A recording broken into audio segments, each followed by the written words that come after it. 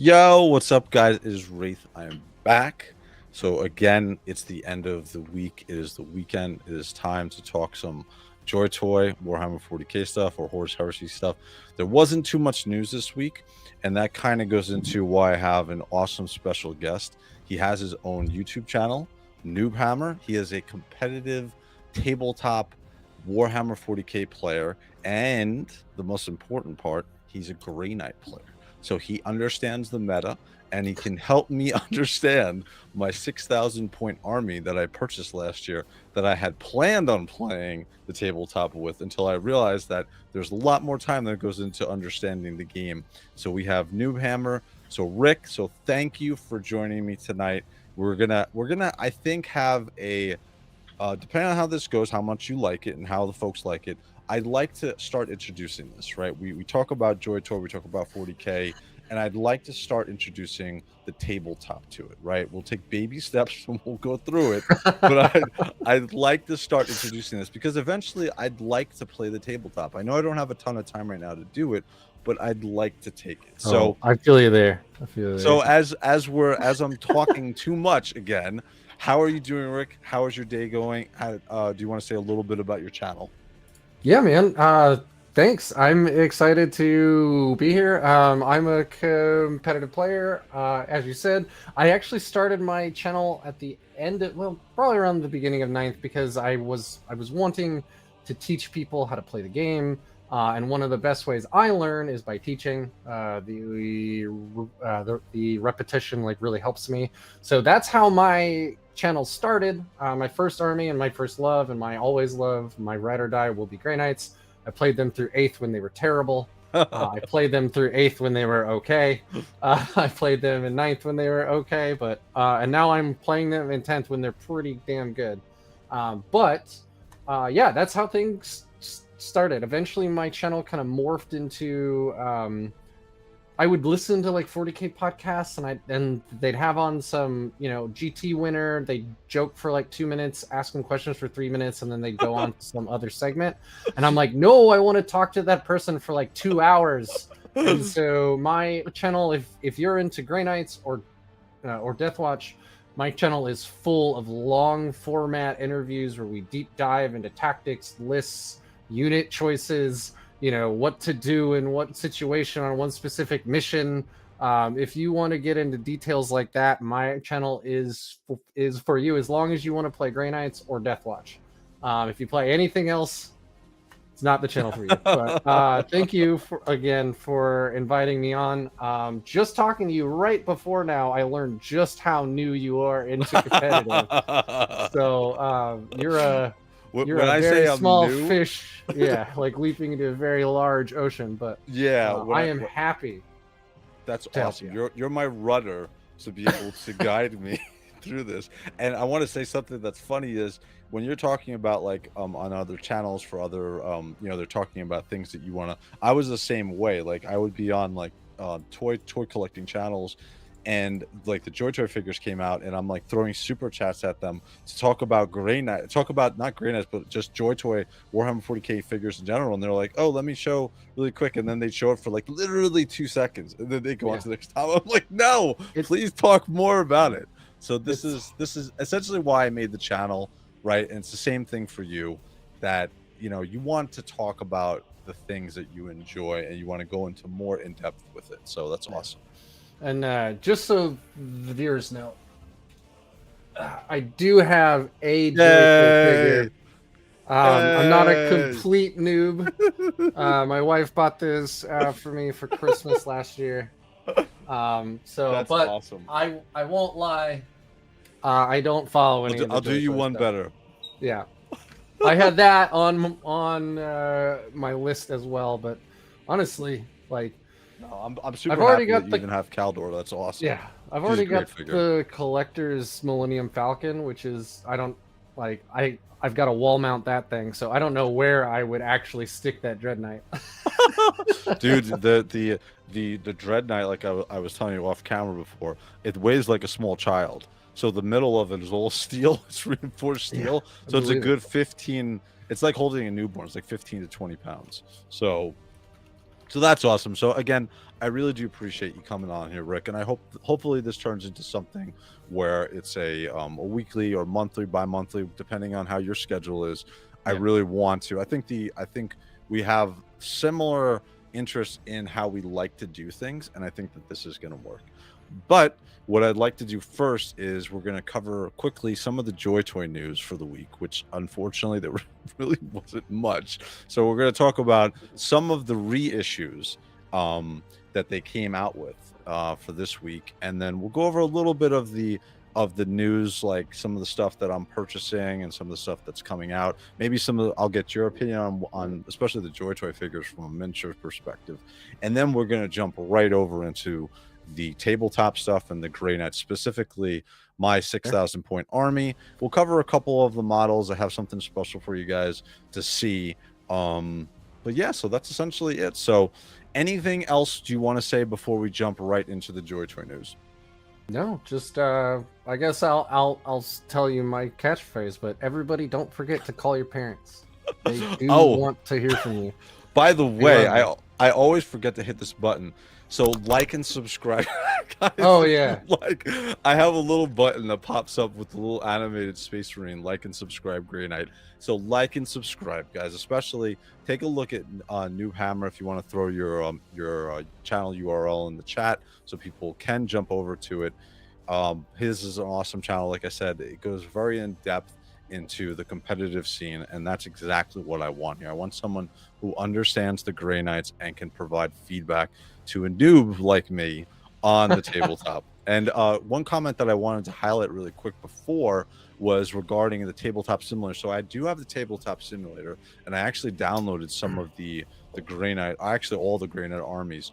But I would like to. We'll get into it with you. We'll talk more about it. But absolutely, I think having someone here who can explain, especially the particular units, how they're used and if they're good, and what we're looking like in the current meta, especially with Adepticon having the new. They're going to come out with some new miniatures, and I'm interested to see what your opinion on them is and what we're going to see. So I have opinions. There's awesome. one thing I do have. It's opinions. That's Are they exactly. good? I don't know, but I have opinions. Dude, that's exactly what I want to see. So again, we're going to jump really quickly over to the JOYTOY news. We'll cover some of this. And again, it's kind of what was on the thumbnail. Last week we had the Alpha Legion. So we had the Horus Heresy stuff. So I was explaining to you before how JOYTOY does it. We have the Horus Heresy, we have the 40K, and then we also have the Space Marine figures, right? They're all 1/18th scale. The JOYTOY 40K and the Horus Heresy specifically figures scale almost exactly to the same size. They're 1/18th scale. The Space Marine 2 figures that they came out with Titus, his 2 buddies, and this armoring hall edition, which you can paint, are skew a little bit bigger. So again, that's kind of what the deal is with the JOYTOYs and the figures and stuff. I just collect whatever. I have very specific, like I collect the Grey Knights, I collect the Blood Angels, I collect the Salamanders now, the Raven Guard, and I'm trying to keep it at that. And then I collect all of the Primarchs, and then I buy 2 units for the Primarchs, and then like all of a sudden now I'm buying all the Sons of Horus, right? Like I just did an opening. So I have. Are you familiar with the financial term of a whale? Yes, I am 100%. I think you're a whale for JOYTOY for sure. Yeah. Dude, let me tell you something. Well, most of the people. I've got one figure. Dude, I actually sold. I used to have a huge toy collection, and I knocked off about 75% of it last year. I actually drove down to North Carolina and sold it off just to get rid of it from how much room I was taking up, so that I can concentrate on the JOYTOY Warhammer 40K stuff, and my wife won't divorce me. So that's the entire deal with that. So really quickly, we're going to go through the figures. Again, the things that I had an eye on that I saw that was reissued was the Black Templars. Now, I personally don't collect the Black Templars because I know if I buy one, I'm immediately going to change my mind, and now I'm collecting the Black Templars. Well, so the Black Templars... Don't forget, they also hate Psychers. Yes. So they would have a big problem with my Grey Knights, obviously. Well, I don't. I heard in the lore that they actually have like they're cool with the Grey Knights because of the Emperor's gift of his gene scene. But I also don't. I've never seen that written. That's what like somebody told me once. But also, I could see the Black Templars and the Grey Knights not getting along at all. So, dude, so they reissued. So what they do was they came out with these particular figures a couple of years ago, and they're reissuing them because they sold out and they're on the secondary market for really high prices. So there's an appetite for these figures. So particularly we saw a reissue of the Emperor's Champion, and I'm just clicking here to bring him up. Sometimes it's a little slow, but as you can see, like the figure looks awesome. Now these are the second version of the Bucks, so they're not prime. So for you, these are not Primaris models. The figures now are a little bit bigger, and so the way they explain it, or way that we look at it, as what is it called, the original Legion figures? It's Firstborn. So these are like the firstborn, essentially. Correct. Yeah. And so these are a little bit smaller when you compare them to some of the releases for some of the other figures, but they're not too bad and they're pretty close. But this is the Emperor's Champion that came out. So so this looks cool. Again, I'm gonna stay away from the Black Templars here. So it's actually kind of neat that it's an Emperor's Champion model, because the actual tabletop model is one. I converted a Black Templar Emperor's Champion into one of my Brotherhood champions for my Grey Knights. It's the newer Primaris model, but there's a lot of the designs and the motif on this model that like you can directly see. Obviously I stuck it like on some 3D printed Grey Knight legs, so it has all the like, you know, like Terra and Demon and stuff like written on it, but a lot of it is like the Knight helmet. I did put a Strike Marine helmet on it, but like a lot of that just transfers right over. Yeah, no, so one of the things with these figures, and I want your opinion on this. So I see a lot of people who review these figures. I review them, but it's in a different light. We have a lot of people who review them from a miniatures perspective, right? Where you have a tiny figure. I just did. Yeah, exactly. Well, you have a tiny figure, right? You have a tiny miniature, so you can put the time in to really bring out every single detail on that figure, right? Or the miniature. On some of these JOYTOY figures, because they're a larger scale, like for instance, I'm highlighting this is like some of the black wash that you see on like the cloth or some of the dirtiness. Sometimes you see it, sometimes you don't see as much highlights as you can see on his leg armor. So from your perspective, right, when you're looking at this figure, let me bring this one over. Do you feel like there's not enough on this figure as far as like paint work? I mean, I think I'm not an Emperor or I'm not a Black Templar like buff. Sure. I think specifically they are supposed to, like, they give up their name, you know, they hear the call of the Emperor supposedly like before a battle or a campaign. If the chaplains of the Eagle chapter agree that they have heard the Emperor's voice, then they're actually given a special sword. And I think they're given special armor, which lacks a lot of like. So they they give up their name, and they fight in the Emperor's name specifically in this one campaign, or until they die.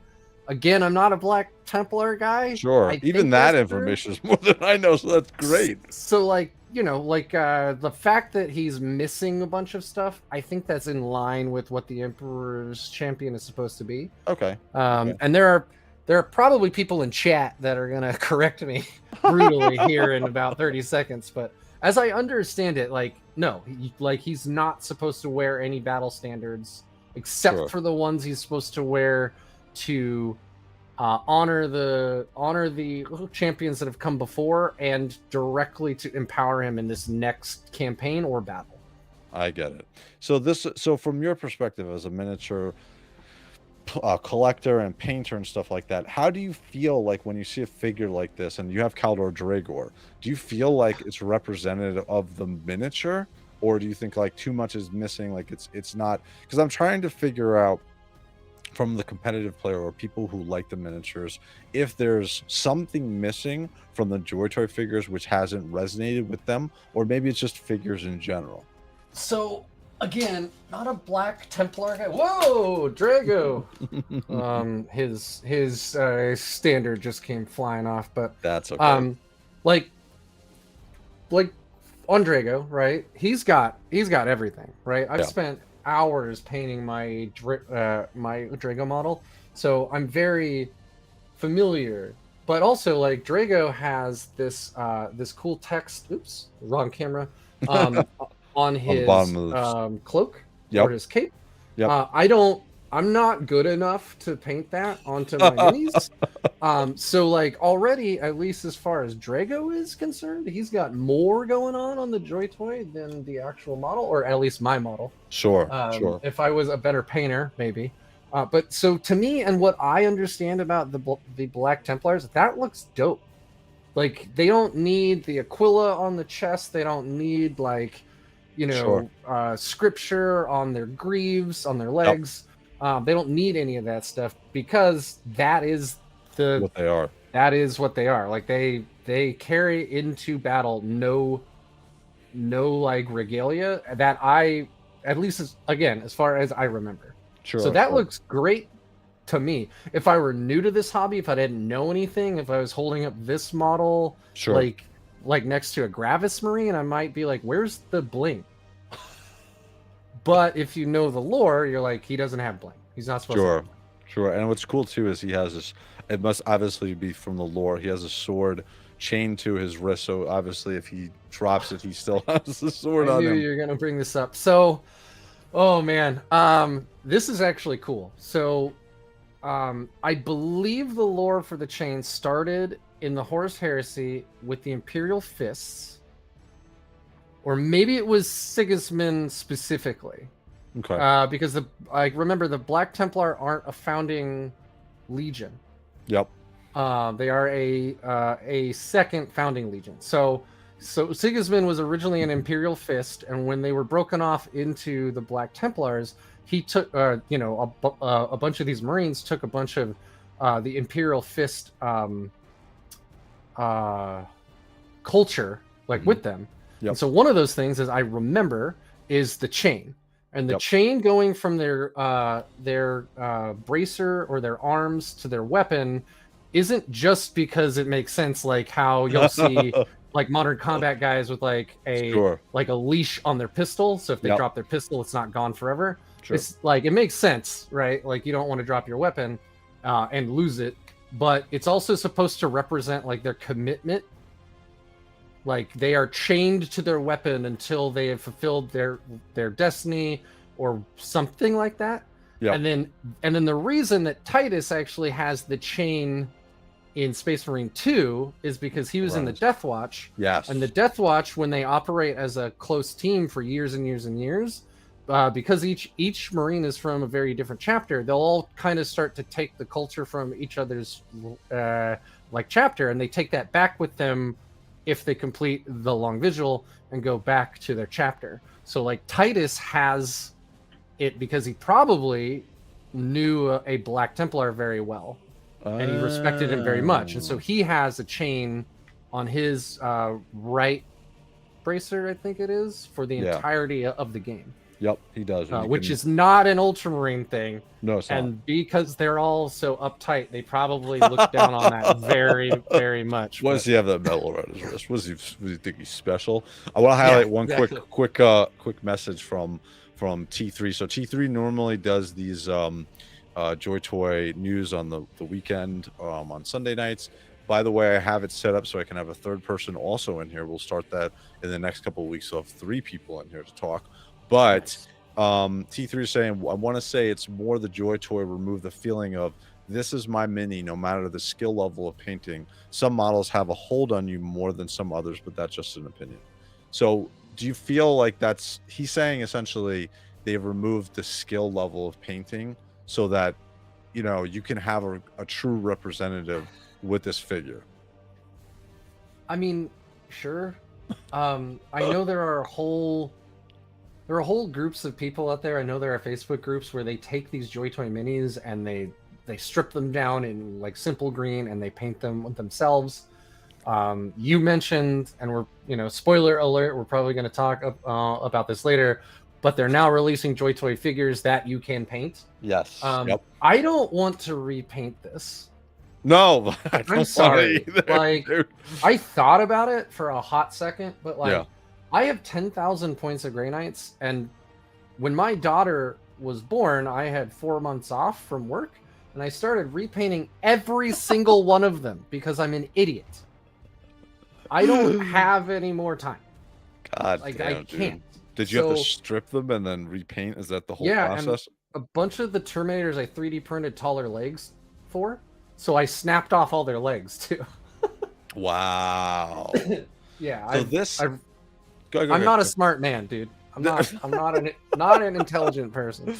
Time is one commodity we don't have a lot of. So, one thing I'll say with this figure, I think it's actually a really awesome figure. It's nice, as far as, even though it's very plain, it makes sense from a lore perspective. I'm not going to get it because I'm just going to stay far away from Black Templars because I can't get into another chapter that I'm collecting. So, but this is nice, and it's actually pretty. What is this? $51, and I'm sure that you can check out some of the other sites where you can check CoolToysClub, which I'm an affiliate, and LT Cave, which I'm also an affiliate. We'll check there as well. But I'm sure that they have this up for order as well on those sites as well. So I don't know if this really fits with a JOYTOY, but might I offer you putting your foot in for the Death Watch? Because if you like to mix and match parts from different chapters, oh god, here we go. Every Space Marine box is a Death Watch box. You'll see one of my tabs in here in a sec, which is probably leading me to buying Death Watch. You'll see in a sec. If you want the ultimate for the tabletop, if you want the ultimate kit bash hobby Space Marine army, it's Death Watch. And I know T3 is hearing this, and there's something which I always show. By the way, it's sold, T3. So there's a collector's edition of the RPG game, and it's specifically like the Death Watch, and it's like this this book in metal with chains and everything on it, and I've been eyeing it. It's on eBay for like $850. If it was Grey Knights, I would already have it, right? It would already be sitting behind me, right? But it actually sold. So it's actually funny that you're saying that, because I'm 100% like I'm almost like, you'll see one of the tabs I'm showing on something that I'm buying, which is leading me to getting some Death Watch, which also fits. It's not outside because it's the Order Xenos, right? We have Order Malleus, and we also have the Order Hereticus, so it would fit because I'm collecting the other two. Once they do come out with the Death Watch, it would fit in. But so I did that on the tabletop where I started with Grey Knights, and then I got into Death Watch, and then I'm like, well, I have 2 of the 3 orders, so I guess I should start with Sisters. I gave away 1,000 points because I hated painting those little tiny models. They have teeny tiny legs, teeny tiny arms, teeny tiny heads. They were really fiddly to put together, and I'm like, I'm so used to like chunky Space Marines that I'm like, I can't do this, and I got rid of them. And then they ended up being like one of the best armies in the game for like 7 months. But so here we have, this is the other reissue, which is the Redemptor Dreadnought. So this came, all the Dreadnoughts for the Redemptor came out in, I think this is the 2nd or 3rd year of JOYTOY. These are actually really awesome. I have the Blood Angels one. So this is one that a lot of people have wanted, and it's about the size of my Leviathan Dreadnought, a little bit bigger. And a little bit smaller than the Grey Knight NTK, which I was showing on the screen before.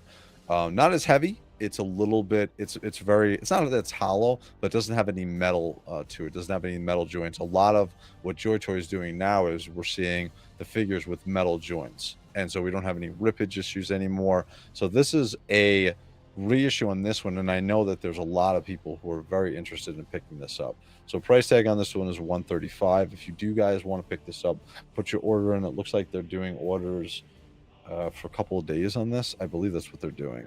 But this one looks cool. Again, from your perspective, I know it's Black Templars, but how do you feel like, how does this look from your perspective, comparing it to the Mini, comparing it to the JOYTOY? Yeah, so I mean, if you look at its left leg, right? It's got some like crazy, yeah, the left. It's left. Our right side. It's left.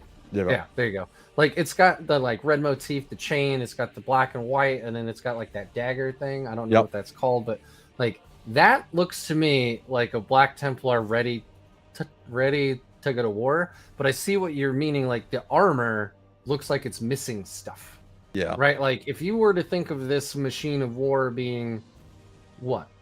How tall are these things? 20. Oh yeah, 24, feet or something feet. At least, right? Yep. Well, yeah, probably about 20, 24 feet tall. Yep. Right? Like there would be so much space for you to like anoint it in oils, for you to have like torches on it, like hanging incense burners, like purity seals, right? And these are, especially the Black Templar, they do believe like the Emperor is a god, you know, and they have a lot of that that spirituality of them. Like I would expect to see more Greeblies, more stuff. Yeah. Right?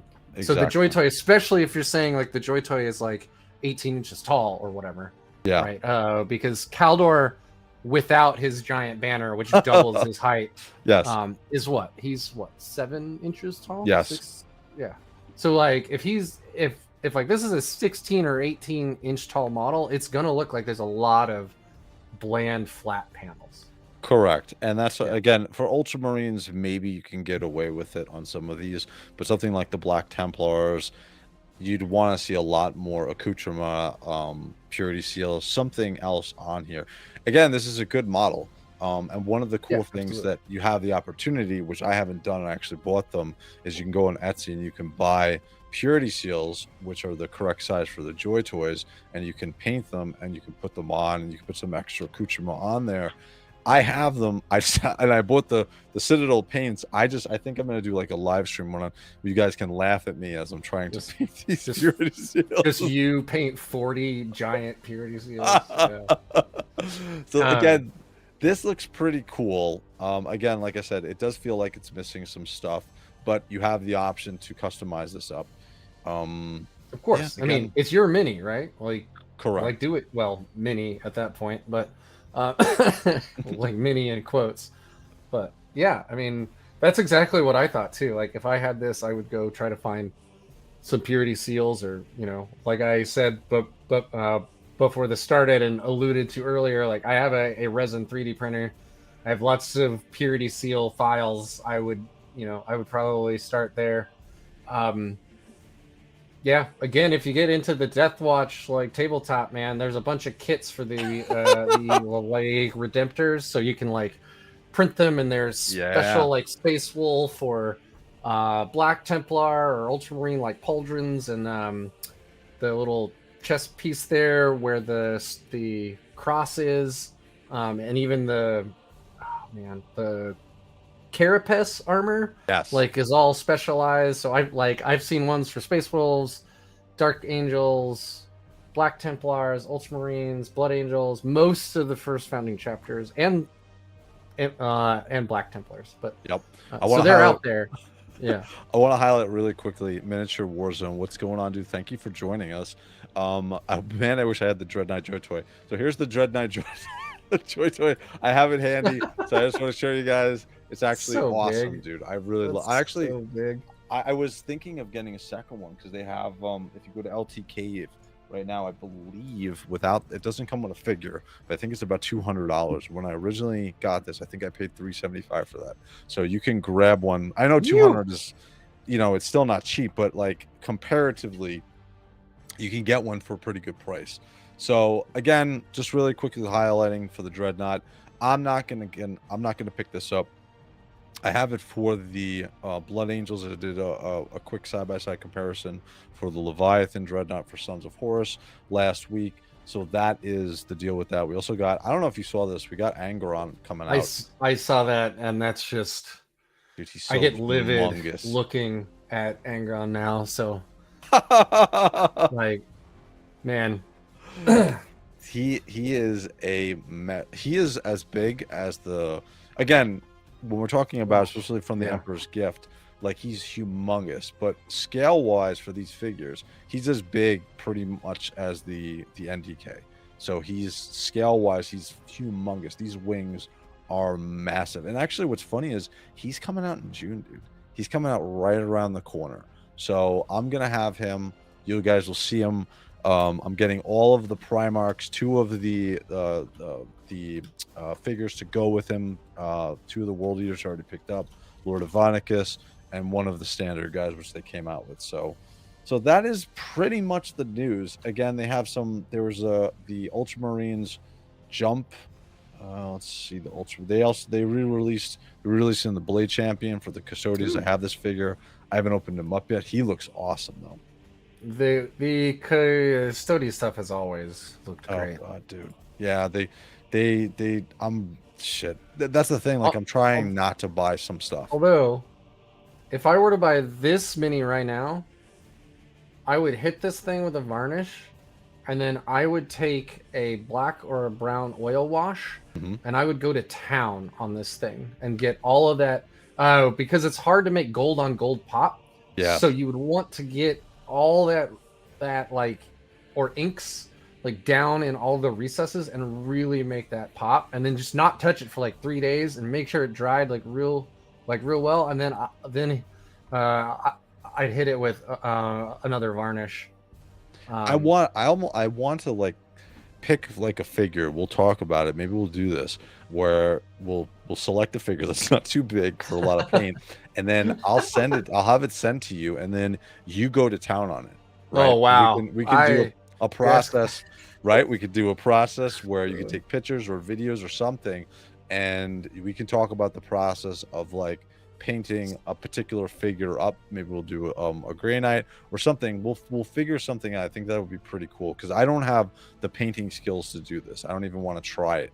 So anyway, so we got, again, this is the one I wanted to highlight really quick with you. So this is the one that's coming out for the Space Marine 2. It has a different type of plastic than the standard type of JOYTOY figures for the 40K or the Horus Heresy. And one of the reasons why is to accept the Citadel paints a lot better than some of the other plastics. So this doesn't have any type of like insignias or anything on this. Is this something that you would be, as a painter, ever interested in? No, and it's I mean, ever, sure, but like right now I have so much stuff, right? And then like, I don't know about you, I don't know how much you paint, but like for me, I've learned so much from painting so many figures that I look back at like my first Death Watch minis and I'm like, I gotta repaint them too. They look like they look terrible now.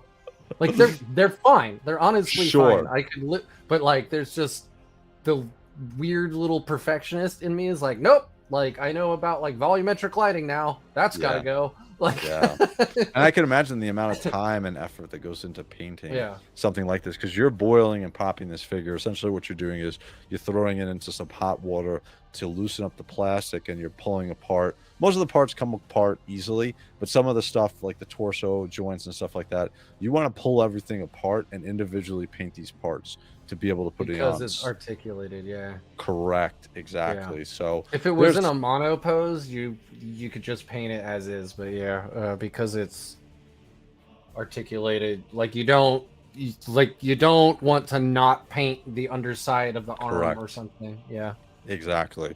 One thing I want to highlight really quickly, a comment from Miniature Warzone. So have people played 40K with JOYTOY? There has to be a battle report out there somewhere. So what people have started to do, and I want to do, is they've played Kill Team with the JOYTOY. That's what I said. That was my chat. Yeah. Yes.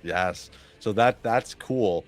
Again, I don't know. I think that Kill Team would be an easy transition for me to playing the tabletop. I do want to learn the 40K game and I want to understand the meta, but I think especially because I really enjoy Cascade Demon Hunters, and that's more just controlling a couple of Squad-based. units. Yep. Exactly. So I think to answer that question, like you answered before, yeah, people have played. I don't know about a whole game, like a 2,000 point game. I probably have enough JOYTOY That Grey would Knights be to pull it off. Not enough absolutely NDKs, not insane. yet. That would be So absolutely insane.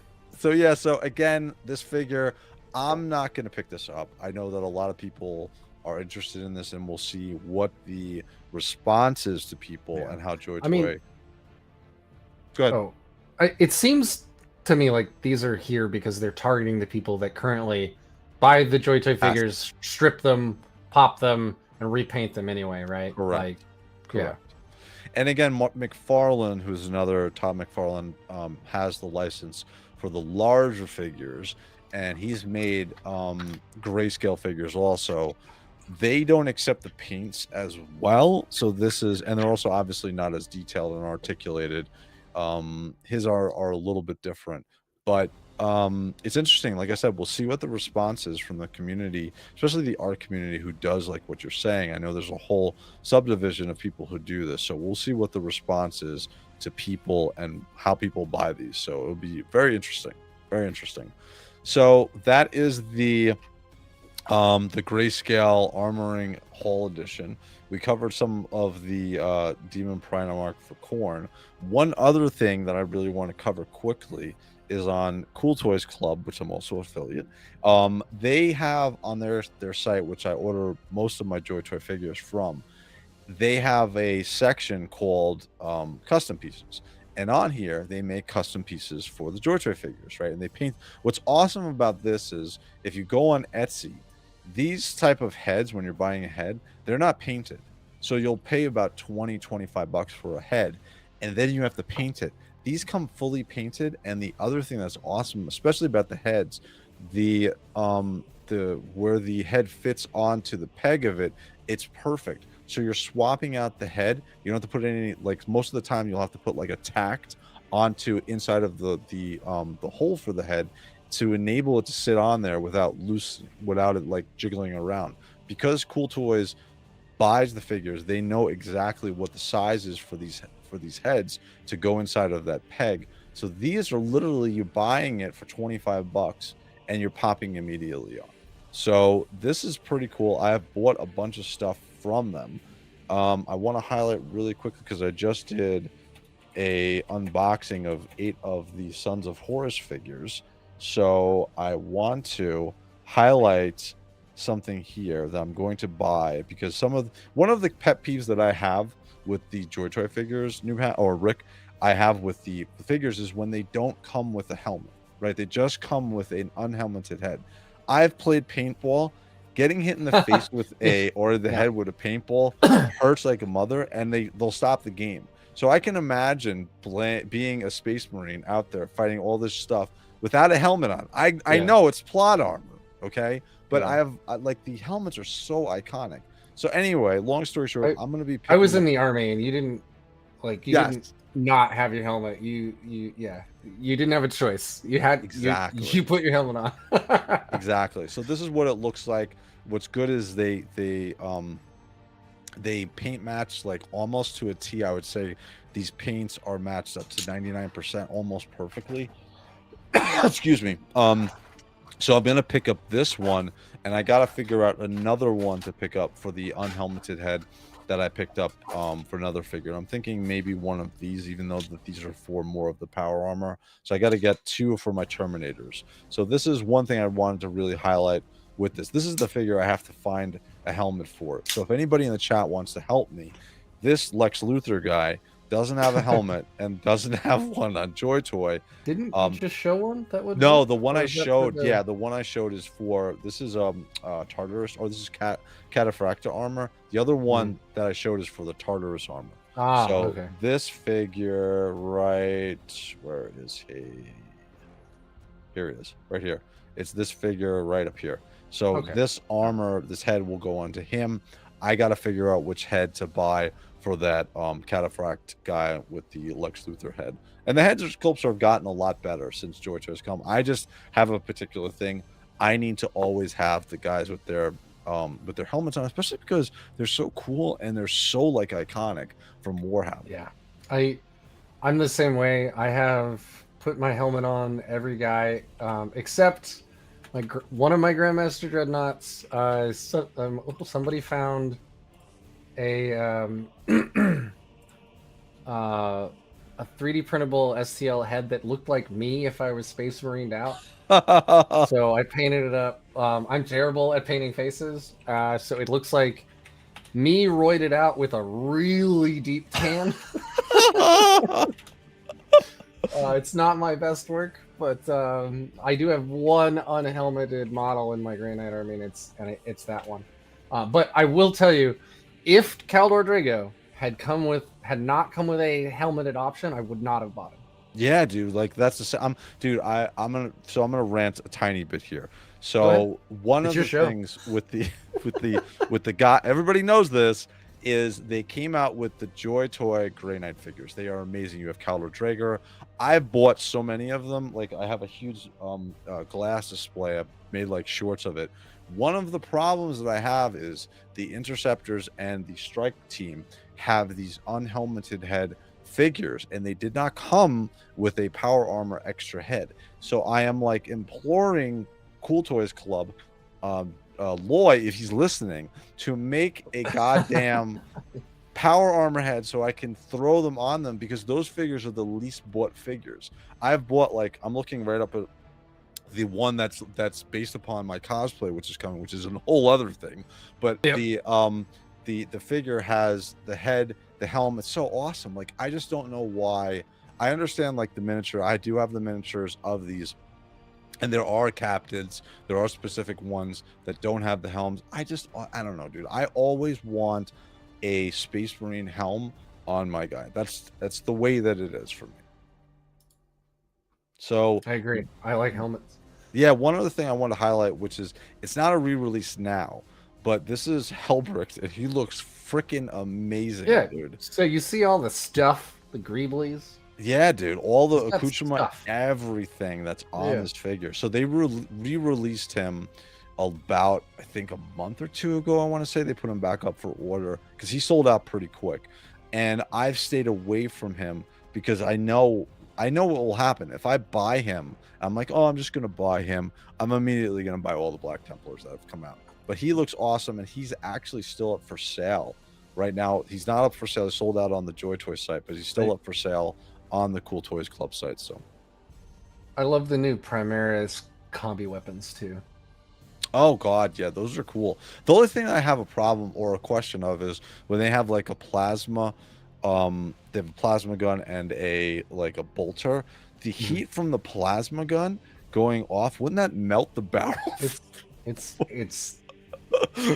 40K, man. I know. Like, but this also comes with this. Like, 40K is ridiculous. That's why we love it. The orcs and the different colors and the power from it, dude, this is crazy. But Helbrecht comes with a unhelmeted head. This is okay, but again, look at how cool this looks, dude. This is just amazing. Like I said, he's up for sale.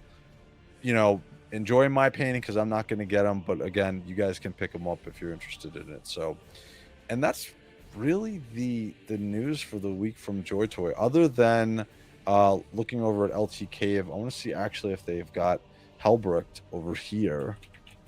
Because I know that they have let's see if they have. No, they're sold out. They're sold out of them. They would have came up, but these are all sold out actually. The only one they have available is the Primaris Black Templar. And then really quickly, I want to see if they still have this up for sale, because I'm very tempted to pick this up. And this is the Grey Knights. I feel like I need another one, especially because of how, if this is still up for sale, yeah, man, this is $230. It doesn't come with a figure, but it's on clearance too. Like that means buy me, right? Those that blue text right there is buy me. It was $349. Again, my wife was like, "You don't have to buy stuff just because it's on sale." I'm like, "But it's so cool." I feel like I need another DK. I've had that same conversation with my wife. Like, she'll call me, "Oh, such and such on at the stores on sale," and I'm like, "Do we need that?" And she's like, "No," and I'm like, "You know what's cheaper than buying something on sale, not buying it. Yep, exactly. Obviously, I'm not that glib with my wife, but you understand what I'm saying. I 100% agree. Yeah. Again, like I said, I'm very tempted. Maybe at the end of the stream, I'll pick this up. But again, why don't you do it now, man? That way we can see all your like. I'm trying we can see your to be credit good. card. I just bought 8 Sons of Horus figures. I literally bought them Monday so I could have them for Friday because I got the Leviathan Dreadnought right here. Oh god, and he is freaking awesome, dude. Like I didn't have any of the. I do love the levies. Yeah. Oh god, he's so cool. And the siege weapons, awesome. Figure. So, and he's not as heavy as the NDK because he doesn't have any metal on the inside for his torso. But again, I digress. We'll jump off of JOYTOY here in a second. I am gonna keep this page up just in case we'll see. The other thing. Oops, my credit card went off. Babe, I don't know what happened. The other thing I want to highlight here is I don't know if you guys are normally I would wear like a hat, right? I like to wear like somebody did mention in chat they were surprised to see you not wearing a hat. Yeah, I normally wear like a beanie, but I've grown out my hair, so I feel a little more confident in my hair. But I have all of these hats. I have the. It's all about the coif. Yeah, exactly. I grew it out specifically for that reason. So I have the Grey Knight's hat from Star Force. I have the Blood Angel one, which you guys have seen, and the Raven Guard. I want to pick up the Death Watch hat, which we're talking about the Death Watch. So this isn't easy. This is such an awesome looking hat, by the way. And these are actually on you. They ship from Starforge, which is in China, so it's going to take a little bit to get to you. But it's an easier thing than going to sometimes their website. Purchase other variations. No, that's what I'm saying. 3 times. So they have. What's cool though is these are all the loyalist chapters, right? Other than Alpha Legion is like you don't really know, like they're loyalists, whatever. But they just came out with the Chaos. They came up with the Chaos team of the Legion. Boo. So the traders. So the one I'm gonna pick up, which is not here on Amazon, is the Sons of Horus. So I'm gonna pick that up. They don't have the Black Legion yet, but I'm gonna pick up probably. Is there a Luna Wolves one? There is no. There's not a Luna Wolves one, unfortunately. Just the Sons of Horus. One of my cats is named Loken. Oh, is he really?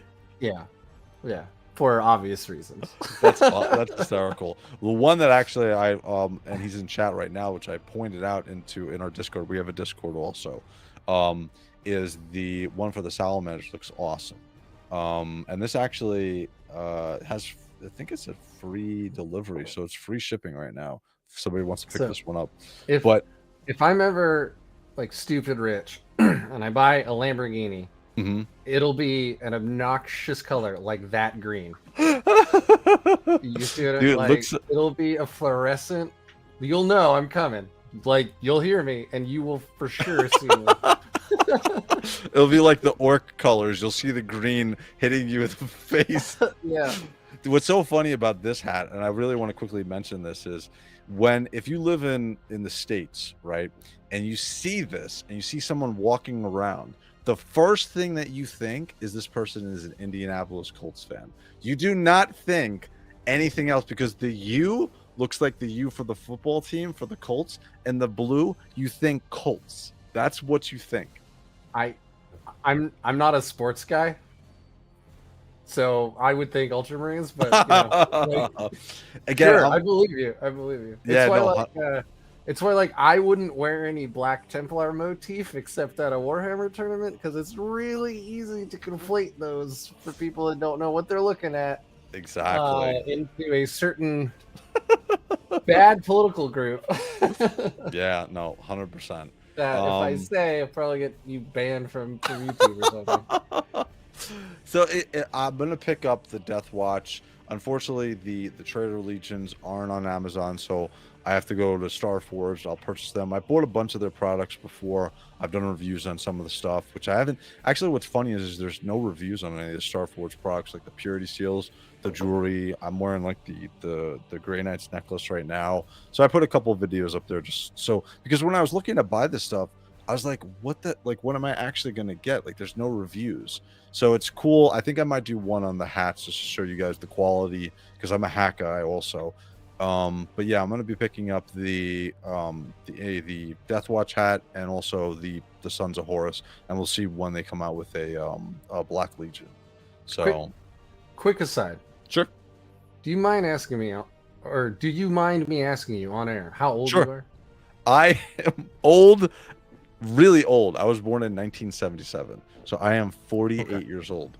Cool. So one of the, hopefully the things is I don't come across that old, or I don't look that old. That isn't even why I'm asking. I'm 40. Okay. Oh, okay. Look at this hair. Dude, like, why would you wear hats? You clearly have nice hair. I don't. I have friends who were bald when they were 22, and they would strangle me to death if my hair would appear on their head afterwards. That's hysterical. Like, why are you hiding it? Well, the one good thing with the camera here is you don't see. I'm actually going bald in the back, so I have a bit of a bald spot. I'm going a bit bald in the back, which is why I'm growing out my hair. So I don't have that beautiful coif like you do. So, and most of the people in the chat here, I don't have that. So what's up, War Chest? What's going on, dude?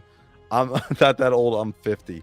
Yeah, like I said, I am 48 years old, and like I said, the time has flown by. But you know, hopefully, you know, you're as old as you feel, and I feel like I'm still young, especially when I talk about this type of stuff. So, but yeah, I'm definitely gonna pick up the Death Watch hat. I'll pick up the Sons of Horus hat, and that will probably be coming within the next couple of weeks after I put the order in. And that's really all I had to talk about regarding the stuff that's come out this week, or stuff that I'm interested in.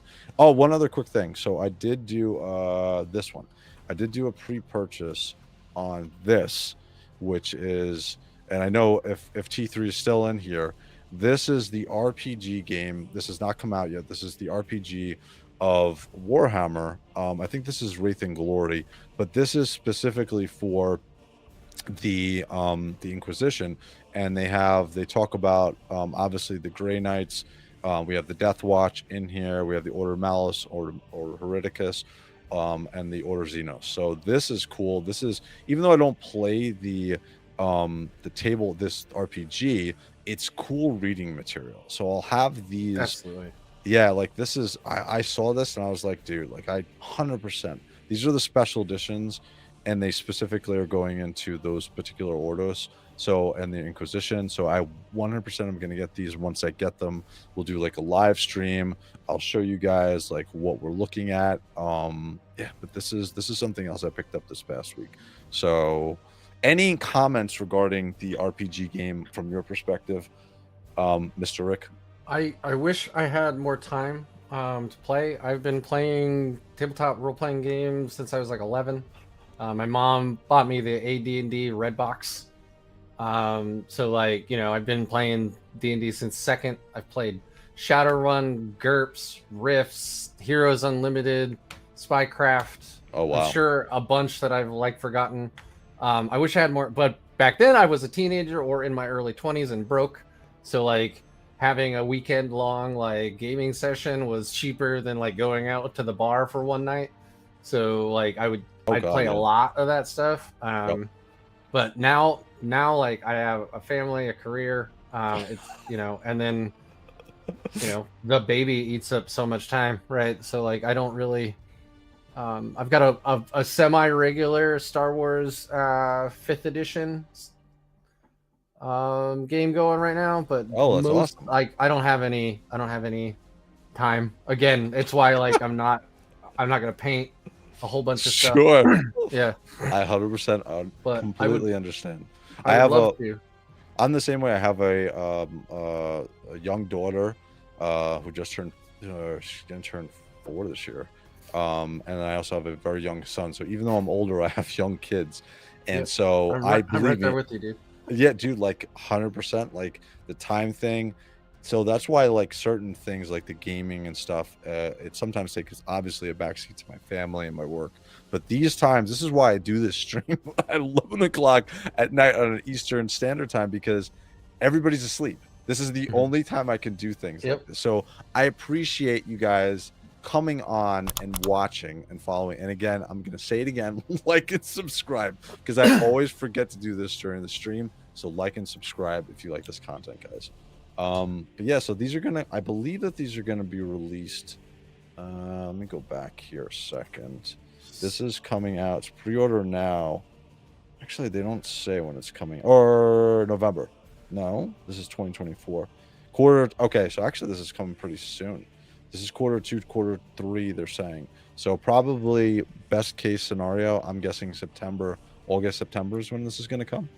So I would assume at that time. But again, once they come in, we'll do a quick live and show you guys what this is all about. So somebody in chat was asking me what paints I use. I'm gonna move my mic real quick. Sure. But behind me, up there, you can see is a bunch of paints. Oh wow. Those are just my contrast paints. On the other side of this room, I have 2 more racks that are that size. Wow. Full of paints from all kinds of places. Shit. But mostly I'm using like Citadel, and then Vallejo. But Monument Hobbies has some amazing stuff right now. Like their titanium white is an absolute must buy. That is the best white on the market. So if you're a white scar player, or you need white for whatever, that is the best white on the market, in my opinion. That's awesome. We're gonna we should, one of these streams we should just talk about paint, because I'm very interested in really the, like, especially I did an interview with Sandman of Tower, and we talked a little bit about this, like the slap chop way of painting, and there's different ways to do like quick paint jobs and stuff like that. So I'd love to hear your take on some of these type of techniques, and like what people are doing, and like what's the best way to go about painting. But I think that would be awesome to have a really cool conversation with you regarding it. So. I'd love to. I love talking hobby too. Can you switch over to just me, like blowing? Oh, I have you. Yep. Okay. I have you. Yep. Great. So this is my latest Grandmaster for my Grey Knights, and it won't come on. Maybe my head has to get out of the way. Yeah, if you want, put your hand in front. Oh, that might work. Back of the mini. I'm sorry. Put your. Oh, in back of the mini. There you go. Yeah, that makes more sense. Sometimes you'll get it, and then you'll get it. You'll find it back into one of the things I do too. Earlier when I showed you earlier. There it goes. There we go. Yeah. Oh wow. So this is my. Watch? No, this is my Grey Knights. It's the blue in the front that threw me off, but that's the blue from the light. Oh wow, dude! Holy crap, dude! You did an amazing job on the Nemesis. So is that what would you say that is? That's not a force pike. That's a double force pike. Yeah, I went with Rule of Cool on that guy. Dude, so cool. This is the standard that I'm repainting all of my Grey Knights to, and I hate my life. Wow. But it looks great on the tabletop. That looks amazing, dude. That looks great. I love how the Nemesis force pike looks there, or double bleeded pike. Yeah. That's awesome. And then so he's also magnetized, so I can actually. Oh, that's so cool. So if I ever need him to have a storm bolter or a flamer or whatever, I can just pop it straight off. I was gonna say, so is that? Well, we'll talk about the miniatures, but is that something that a lot of like the competitive players all do with their miniatures, so they can swap out the miniature? Oh, no.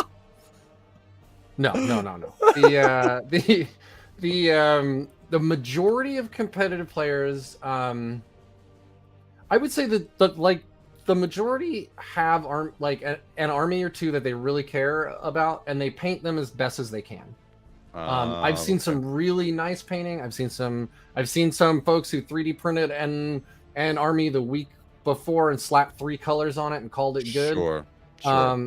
But like generally speaking, no, people aren't like. I'm not trying to brag, but this guy took me, I don't even know, probably 20 to 30 hours to paint. Wow. Just one model, and people don't have that time. And No. I don't blame them. I don't blame them Yeah. for that, right? Sure. Like if you want to slap chop your Space Marines, paint the, you know, the like casing red, paint all the metallic parts the right color, and then base it with some sand, like that's better than what most people are gonna do. Wow. Dude, that looks amazing, dude. And I think most of it is just time, really. Like most of it is just time. Also, airbrush. I have an airbrush. I have a garage. I have a respirator. I have a whole HVAC system. Like I can sit in there all day and like base coat, and paint. That's amazing. Some people just can't do that, right? And airbrush is not cheap. Even the cheapest ones are not that cheap. So, and a lot of my like OSL is all of my OSL is done with an airbrush. That's awesome. I couldn't imagine doing it with a paintbrush. You can do it. It takes even longer. It takes even longer. That's all. That's crazy. So what is your? So we're gonna jump over to the miniatures talk because we've kind of gotten through the JOYTOY and like other purchases I've made for the week. So we're gonna talk. That's the week. Yeah, that's the week. We're gonna jump over to the miniature talk. And one of the things I didn't finish this, guys, but one of the things I was showing Rick before was this is my 6,000 point plus Grey Knight army. Okay. And what I did here was I also took some of the pictures that I have and I added, I don't know if it's coming up, I think I might have to change the text color, but I took from 10th edition the specific numbers or the stats for each of the miniatures. So I only got through about, I think, 4 or 5. So we'll kind of highlight, like we'll go through some of these miniatures and get your take on it from a competitive player's perspective. Yeah. How these units are, how you would use them, and then in the next stream, because you're going to come back on, by the way, you're definitely coming back. I'm going to finish this damn PowerPoint with all 6,000 points of my army, because I have all of this ready. I just have to put it onto here, and we're going to talk, and we're going to come up with a list that is competitive. Based upon what I have, and then we'll also talk about what's actually used in the meta, but this will be kind of a nice fun little type of thing based on what I have. So first thing, so again, this is my full 6,000 point Grey Knight army. I have I believe it's 4 NDKs. I have a bunch of troop carriers. I have Thunderhawk. I have some of the air. I know they don't really use the where's your Thunderhawk? Not Thunderhawk. What is the one in the That's a Storm Raven, and this is a brag. I have a Thunderhawk. Wow, dude, and that's the one that you get from. What's the name of the? Those are, shit. What's the name of where you get like special versions of those? Forge World. Forge World, yes, those are Forge World. No, models. I'll also say mine's a recast. I'm not spending $800. I spent $200, and honestly, I could spend $80 in resin and print it like on my 3D printer. I don't know if you want this to be a pirating podcast. I should have probably asked you about that before.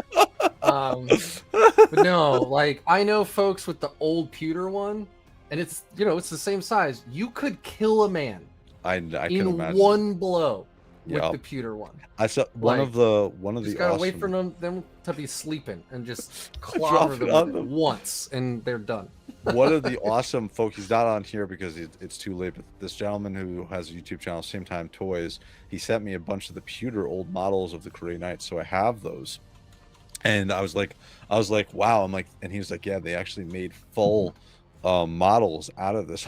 Like what the like you could dude, it's how heavy is nuts. It, dude? It's crazy. It's crazy. So again, this is the full 6,000 point army.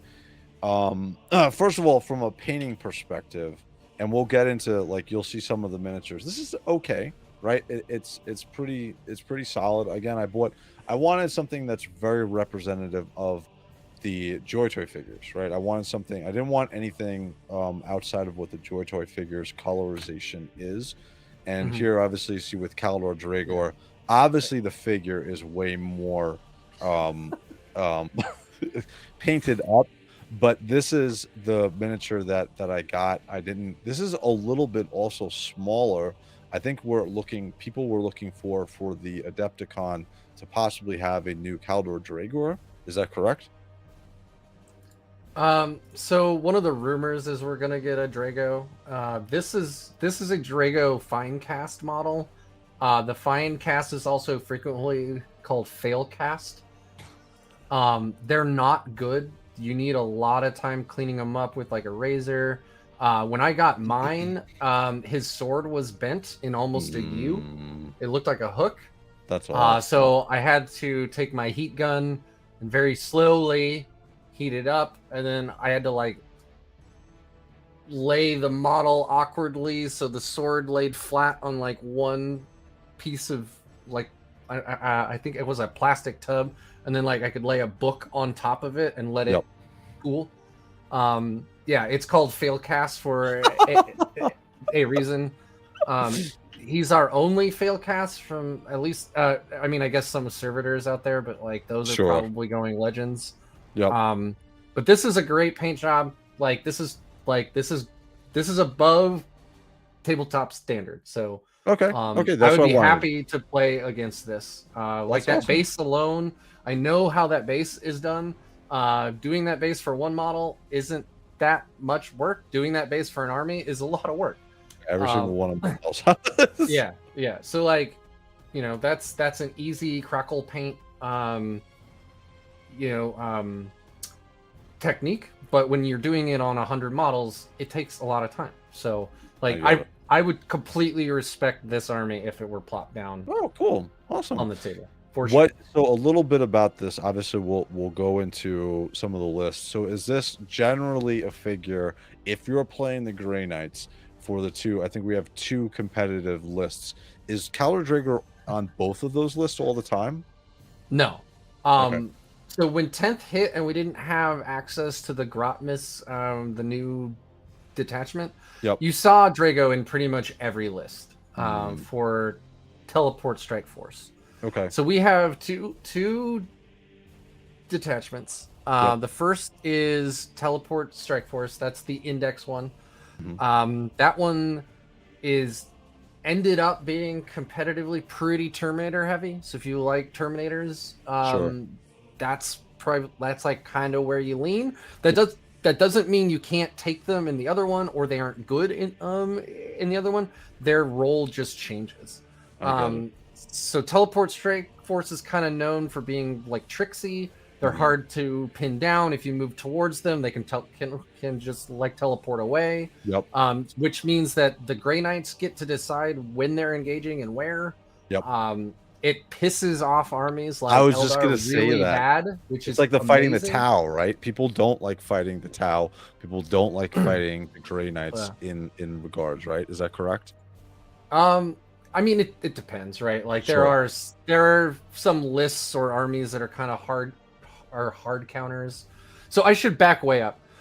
So in competitive 40K, and Crusade and or like on the tabletop, right, above Kill Team, every army has an army rule. Okay. So like Space Marines have Oath of Moment. So at the start of every one of their player's turn, they pick one unit on the field that is oathed, and their whole army gets to reroll hits, and usually they get +1 to wound into that one target. So it's a big buff, right? That's what their army thing is. Grey Knight's army thing is lovingly called Uppy Downy. At the end of your opponent's movement phase, if you're not engaged in melee combat, you can just scoop 3 of your units, put them back, so they are teleporting out of there. They go back into the sky, and at the end of your movement phase, you bring them back down anywhere you want, following the deep strike rules. Wow. It is so incredibly powerful because like a lot of reasons armies don't bring Terminators is they're slow. They move 5. Well, Grey Knight Terminators can be anywhere they want. Wow. Wow. So, And that also pertains to the NDKs, is that correct? Yeah. So it's any psyker unit with the deep strike keyword. Wow. Which is almost the entire index. There are very few non-Grey Knight units that I'm like ignoring Storm Ravens, like Rhinos, Land Raiders. They obviously don't have it. As funny as it would be to teleport 3 Land Raiders all over the battlefield with everybody inside, how depending you holy crap, dude. That would be that would be game breaking and hysterical at the same time. Yeah. So generally it's all of our infantry and the Dreadknights. I think that's a pretty safe thing to say. But it's all of our infantry. So Terminators, Paladins, all of our leaders, which leads you into some cool stuff where like you can bring Brother Captain Stern by himself and just have him teleport all over the map, doing like secondary objectives. It's really hard to screen out 140 millimeter base. Wow. So that's our army rule. So regardless of your detachment, we always have that ability for the rest of 10th, unless the codex completely changes that, and I can't see that happen. So remember that when I talk about the detachments. So the detachments, so we have 2. There's Teleport Strike Force, and there's Warpbane Task Force. Teleport Strike Force is the one that we came with the index. That's one where if you see it played, which it's not really considered competitive anymore, there's some people still out there, way better players than me, that are making that work. But these people have a level of knowledge in their local meta, or they're just really good at the game, and that they can make this work. Actually, in Thailand, I think it was Thailand, just last weekend, somebody won a GT with a Teleport Strike Force list. Wow. But generally speaking now, if you want to be competitive, you're going to run Warpbane. And that's because while Teleport Strike Force is about like not getting hit and engaging when you want to, Warpbane is you just hit the accelerator and you fucking go. Wow. And you just start hurting them like immediately. And now so Dragor is not a part of that setup, correct? Not usually. No. Okay. So there is, I should explain it. If you've never seen a 40k board, just imagine it's broken into thirds. Sure. So there's your deployment zone, there's your enemy's deployment zone, and those are on the far edges. And then there's no man's land, which is like the middle, part. And they're not equal thirds. They're broken up by like the map and stuff. But generally speaking, it's 3. So the way Warpbane Task Force works is you have hollowed ground. Mm-hmm. Hollowed ground is always in your deployment zone. And you have to own more than half of the objectives in one of the other thirds to flip that entire zone over to your hollowed ground. Or you bring purifiers. Purifiers, if they're on the board, they just automatically project an aura of 6 inches. So that's, 12 or 13-inch diameter. Sure. From one model. So, and you can bring a 5-man or even a 10-man. And around them, that's also hollowed grounds. So this is like a purifier detachment, kind of. Okay. So one of the rules, though, like one of the big problems we all had playing competitively with Teleport Strike Force is that we had no access to rerolls. Earlier, before we went live, like you were asking if anybody brings the Dreadnoughts. Yeah. The Dreadnoughts were our only source of rerolls, but they didn't get our army rule because they didn't have the Teleport Assault keyword. Sure. So they were really slow, easy to kill, couldn't attach to units, and couldn't teleport around with your army, so no one took them. That's crazy. Because they just don't work with the army, right? Like the army needs to be fast, and if it can't be fast, then you don't bring it. Correct. But Warpbane Task Force, your whole army is going to reroll hits of 1 anywhere on the board at any time, regardless. Wow. If you're in your hollowed ground, you're just rolling. Get full rerolls to hit. Holy crap. All the time.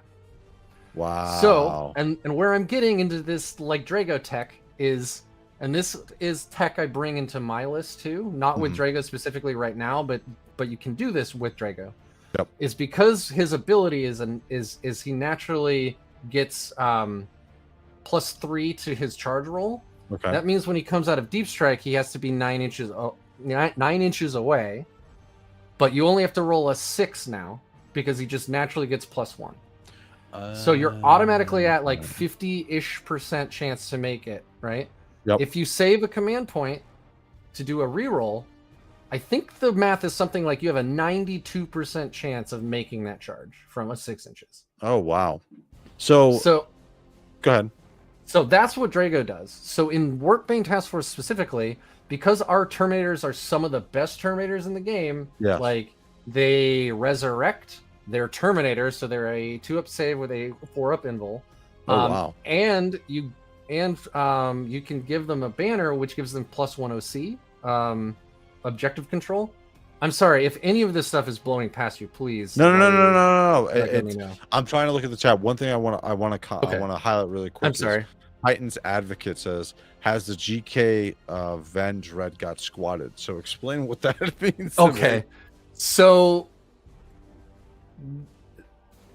when the edition released, people noticed some data sheets were missing. So Grey Knights used to have access to the Grey Knight Dreadnought and the Grey Knight Venerable Dreadnought. Yes. Everybody played the Ven Dread because it had like a Feel No Pain and some other cool stuff, and it wasn't that much more expensive, so everybody brought that.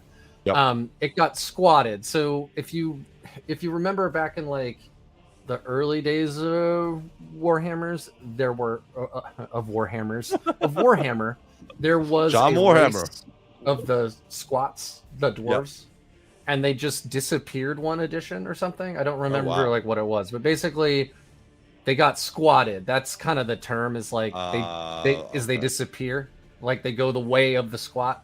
Sure. Now the squats are back. They call them Botan, and Games Workshop does not want you to call them squats, but we lovingly call them squats.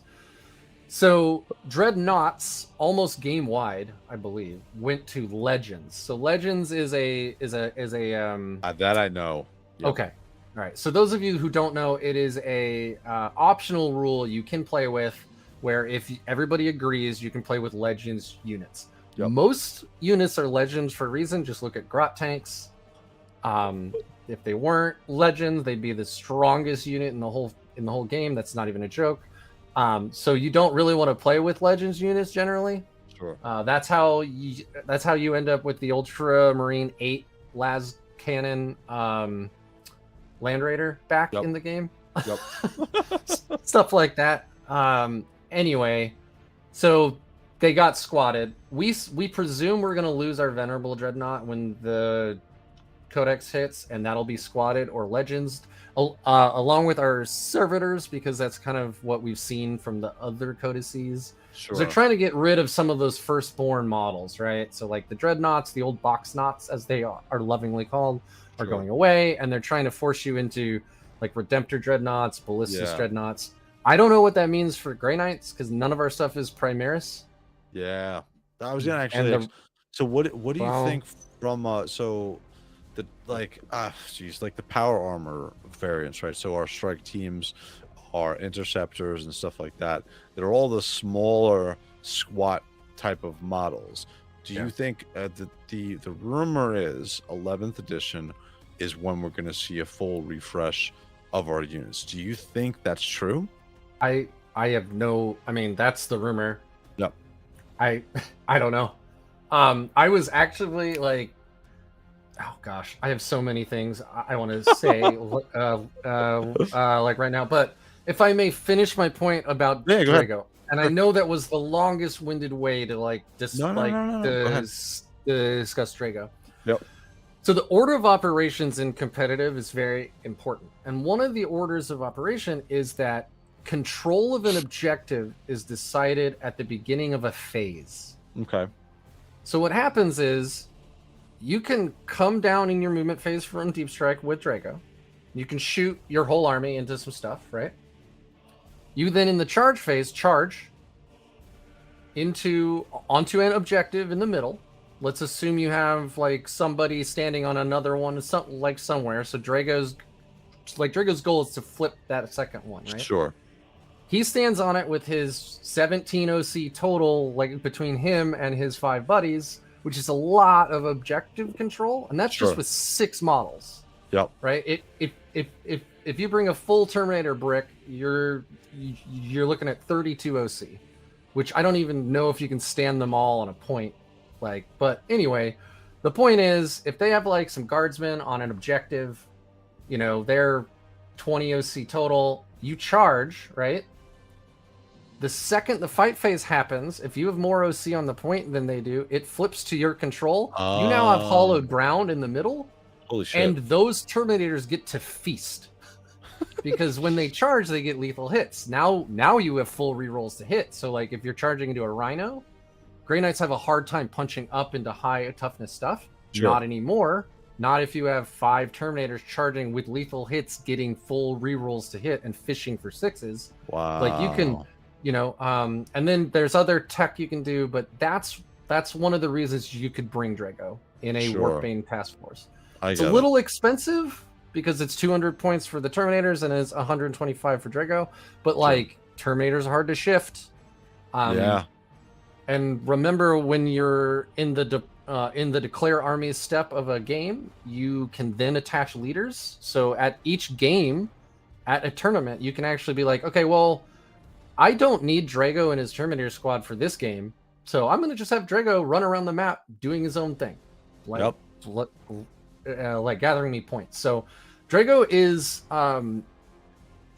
not a bad choice, but he's a specific one. He's a tech piece. He also eats demons alive. He has anti-infantry 2+. If you're playing Warpbane Task Force, there is a stratagem called Radiant Strike. It's 2 CP. It makes all critical wounds into mortals, if I remember right. I actually haven't played it in so long, but basically he will one-shot Angren like by himself. Wow. Assuming he shoots, or like assuming they roll, you know, because he still gets saves, but like he can by himself dunk on most major demons. Wow. With that strategy. So to change directions, just for a question here, which we'll bring up in a little bit, but the Adepticon reveals. So the comment is, I'm surprised all y'all getting this edition is the baby carrier sprue. I would have 100% guessed a new strike kit. What do you think? Because we have the new with the Armageddon. There's going to be a new kit that's going to come out with new miniatures. What do you think about with Adepticon? So what I was hoping for, because this appeared to be the addition of the Terminator, right? Like it launched with the new Leviathan Terminator kits, like Dark Angels got their new Terminator kits. I figured we'd get a new Terminator kit. Yeah. We obviously didn't. We got the Dreadnought ++. Yep. The upgrade sprue. Yep. Is it up on the screen? I'll bring it up. Let me bring it up. Okay. Hold on one second. Thanks. Bring up I like it, but I like the baby carrier. Is it what I wanted? No. So like there's a lot of complaints with Grey Knights this edition and last actually. Sure. Because like we feel pigeonholed, and again, this is a competitive. If you're playing Crusade or whatever, like play whatever you want. But if you want to do well at a tournament and you're playing competitive, you're kind of pigeonholed, and every list starts with at least 4 NDKs. Wow. I've run as few as 3 and done well, but like that was also I had a Land Raider instead of another, you know, Dreadnought or Dreadnought. So people feel that they're mad because the Dreadnought is our best shooting unit. Sure. Because otherwise we just bring a whole bunch of Stormbolters basically and a few special weapons here and there, but not enough to like be reliable into basically anything. Yep. So lots of people cram in Dreadnoughts because, you know, strength 10 -2 ignoring cover flat 3 damage like whips on Terminators. Yep. That's a perfect profile to kill Terminators. You know, like that's especially re-rolling all hits in the new detachment. Yep. Right. Bring a silencer, re-rolling all hits. It has sustained hits 1. I've actually shot 12 times and hit 15 times because of re-rolling everything with sustained hits. You know. Sure. So that's the problem. So I think what some people were hoping for is like a heavy weapons unit, Yep. like, or I think the Purgation Squad can do that. They just have to wildly change that data sheet. Like they have to. I don't know if you're aware of the Death Watch changes, but the Indomitor kill team, when they brought Death Watch back, their special unit ability is they're the closest unit that they're firing at. They get +2 strength to all their weapons. Oh wow. If they did that to the Purgation Squad, like suddenly our infantry, you know, if they did like +2 strength and ignores cover, like suddenly it's like, oh, I could bring like Purgation Squads and their strength 10 -1 ignores cover 2 damage. Like that's a hefty profile. Yeah. But that would require a data sheet change. So you're left with the problem of we have to bring Dreadknights if we want to do well. Especially in this meta right now where there are a lot of tanks and a lot of transports. So like you can't really rely on Terminators to crack a Rhino. Sure. You can in Warpbane if they charge. But like if you get charged by a Rhino, you can sit in combat for the rest of the game trying to kill that Rhino. Just because we can't punch up. But the Dreadnought Sure. brings a strength 14 hammer and it brings a strength 10 gun. And it's re-rolling hits usually in the new detachment with both of those profiles. So they're hard to say no to. Sure. So this yeah. particular model is the Grandmaster, right, of the NDK, and we already have a again, this is me being a complete noob, but I know a tiny bit, and please correct me where I'm wrong because I want to be corrected. So this is the Grandmaster version, right? We already have it as part of our data sheets for the Grey Knights. So with these new weapons, we obviously haven't seen what the data is going to be for these weapons. So we get a flail, and we get I guess it's the mace. It's a right. mace, yeah. So it's a mace and a flail. I think the flail is badass, by the way. It looks cool as hell. It looks really cool. Now, my question to you is: so they're highlighting the Nemesis flamethrower here, essentially, but isn't this on the normal NDKs? So if you look at the Warhammer community article that was released with that is a Psi Melta, which we do not have access to. Oh, yeah. Okay. So those are the the Melta barrels. Wow. Okay, and there are 4 of them. Wow. Yeah. No. Yeah. I thought it was just. I'm like, we have this already, but that makes complete sense. I didn't read that.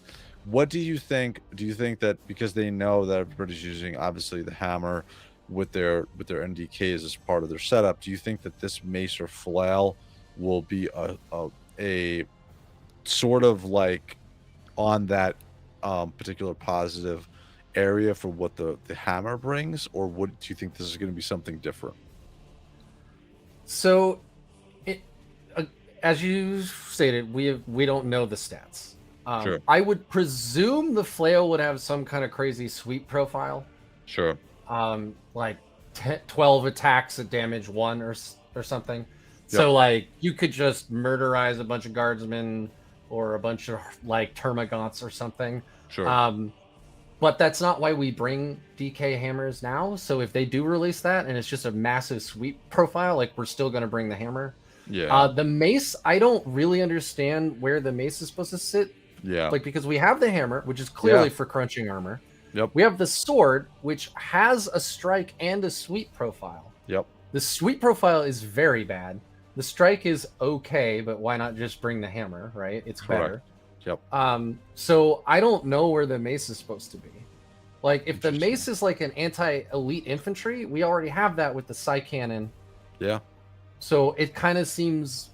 We'll have to see, right? Yeah. And it depends on, like, if the mace has devastating wounds, but the hammer doesn't, maybe people will want to bring, and then one of the new detachments has some way to reroll wounds or something, or like maybe the mace is twin linked. I don't know. Yep. Like they could throw all kinds of keywords on here and change the math like wildly. Yep. But it wouldn't surprise me if the flail was a sweep weapon. The mace was supposed to kill elite infantry. But also, when we get this data, we'll have a new codex, so they could change the hammer. They could change the sword. I get it. I see what you're saying. So like, it's kind of hard. Yeah, it's hard to say. Now, do you think that these add-on are these only going to be for the Grandmaster model, or will we be able to use the flail and the mace on other standard NDKs? Do you think? And there's Loken right there. Anyway, the article made it clear that the Grandmaster upgrade bits are the tabard, the little like crotch guard, and the iron halo over his head, and the Bible, or the book, I guess I should say. Those are the Grandmaster parts. So that is to, like, it's actually very funny because on my Grandmasters, I magnetized at the top, like between the shoulders, and I 3D printed big iron halos to make it obvious to my opponent, these are my Grandmasters. Oh, okay. So that's what they're doing here. Is the guy is the Dreadknights with the books on their back? They're the Grandmasters. I guess so. It's visual and that's what your opponent. Yes, and that's what your opponent sees. The article made it clear any Dreadknight will be able to use the weapons. Or at least weapons. At least they didn't add any terminology that would say these weapons are only available for your Grandmaster. I get it. So Titan's Advocate is saying it might be a similar profile to the GWK Maces, anti-vehicle monster 4+. So I'm guessing he's talking about the So Titan's Advocate is actually from my channel. That's Garrett, and he loves his Dark Angels. So DWK is Deathwing Knights. Okay. And that's their super Terminator dudes. I get it. Yeah, so it might have anti-vehicle monster 4+. I mean, again, one of the downsides to having only 11 data sheets that are unique to you is you rarely get new ones. The upside is when the codex hits, they could all change. Wow. Do you think they're going to change the meta for NDKs? Do you think that there's going to be some sort of a change? Because right now, Grey Knights are sitting at, I think 51 percentile victory rate, right? Which is kind of what they want, right? They want about a 50% rate winning for the armies. Is 51% too much, or do you think they'll re-switch? Because I don't think they're going to change what people are running. Essentially, they're running NDKs. Yeah, so that's the thing, right? If they can make purgation squads good, then maybe people will run fewer Dreadknights. But again, we have 11 unique data sheets. It's 11 or 12, and that's if you're including the Grandmaster Dreadknight as a different data sheet than just the Dreadknight, right? And really, there's not much of a difference in their weapon, or actually, there's zero difference in their weapon profiles. This edition the Grandmasters don't even hit on 2s. Oh wow. They hit on 3s just like the normal. So the only difference is really their special ability. The Grandmasters can't advance and shoot and charge, or fall back and shoot and charge, while the normal ones can. And the Grandmaster has the ability where only one of them, that's also why you see 4 and not 6 a lot of times, is only one of them, it stipulates this specifically, only one of them per round can use their ability where they get to reroll all hits, all wounds, and all damage into monsters or vehicles. And they have a strength 12 or a strength 14 hammer, 6 attacks. It's 5 or 6. It's 6, I think. So, of course, you're going to bring the hammer and you're going to bring the Dreadknight to go bash in a knight, or go bash in Angron, or go, or let Drago go do that, I guess. But anyway, giving us weapon options is good. Giving us access to more anti-vehicle in the case of a Melta is good. One of the questions I also heard is they only put one special weapon on the Dreadknight in this photo, and then people were wondering, is that a nerf? Are they going to remove the ability where we have so right now we can run 2 special weapons? Historically, Games Workshop are like department has only shown one weapon when they're highlighting it. So I don't think that means we're going to lose a special weapon. But also it depends what this like profile is, right? So it looks like a heavy Melta basically. Yep. So does that mean it'll be strength 11? I don't know. Will it be more AP? I don't know. Will it just be D6 plus 6 damage? Like Yeah. I don't know. You know, usually when they do a heavy of something, they increase like the strength, the AP, and the damage by 1. Sure. But I don't know if that will carry over because this is a psychic weapon, I presume. I also don't know that. But like our incinerator is the best incinerator in the game. It's strength 6. Wow. Most heavy flamers only go up to strength 5. Flamers are strength 4, and a hand flamer strength 3. So like we already have the best flamers in the game. Correct. So the strength 6 minus 1. Flamers usually don't have AP. So are they? I don't know. Like I don't know what they're gonna do with this thing. Is this a Melta with sustained hits? That would be wild. That would be crazy. So yeah, there's a lot of conjecture. Also, it has nipple missiles. I saw that. I don't know if that'll be frag. I don't know if we'll be able to like choose between frag and crack. Yep. I don't know if that counts as one of the special weapons, and that's why this guy has the Psi Melta and the nipple missiles. Sure. I don't know, but sure. Everything here is just a guess. How do you like the additions from a visual standpoint? I think it's great. I love the baby carrier. Like, I know people hate it, but like, think of this, right?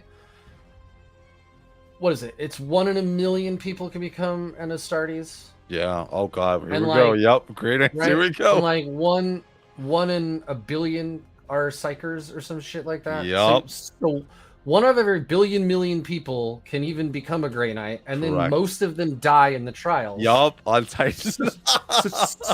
So you have this like insanely bioengineered psychic paladin super soldier who then gets placed encased in an ancient set of inscribed and like psychically imbued armor that's priceless, fucking priceless. Yep. Entire planets could be bought for like 1 set of Grey Knight Terminator armor, and then that's still not enough to kill a giant demon. So what do? You build a bigger suit. Yep. For this the priceless guy in priceless armor to climb into to be able to. I think that is quintessential Warhammer. Yes. It's absurd. It's ridiculous. Yep. Like, it's so funny, and I love it. So I love the baby carrier. Dude, I'm gonna buy a second one probably at the end of the stream for JOYTOY. So there you go. I'm sorry, I just cost you $300. No, I love, dude.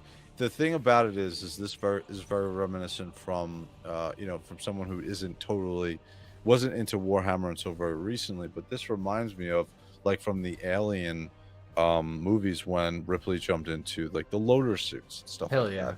This is just a more iconic scene. That's what I'm saying. Like, this is just a more ridiculous, souped up version of it. Now I've seen people are like, they make the armor for it to go over to.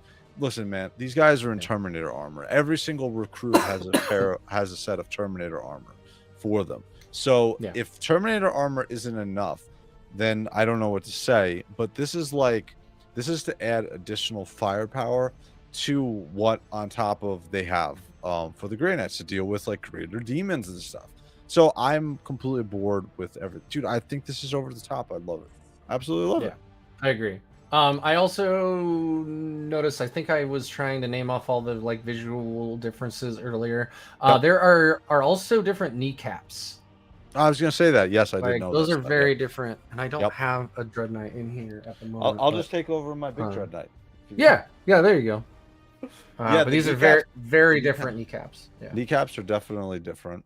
From a visual, obviously the Iron Halo, the book at the top, and we got the sword going through it.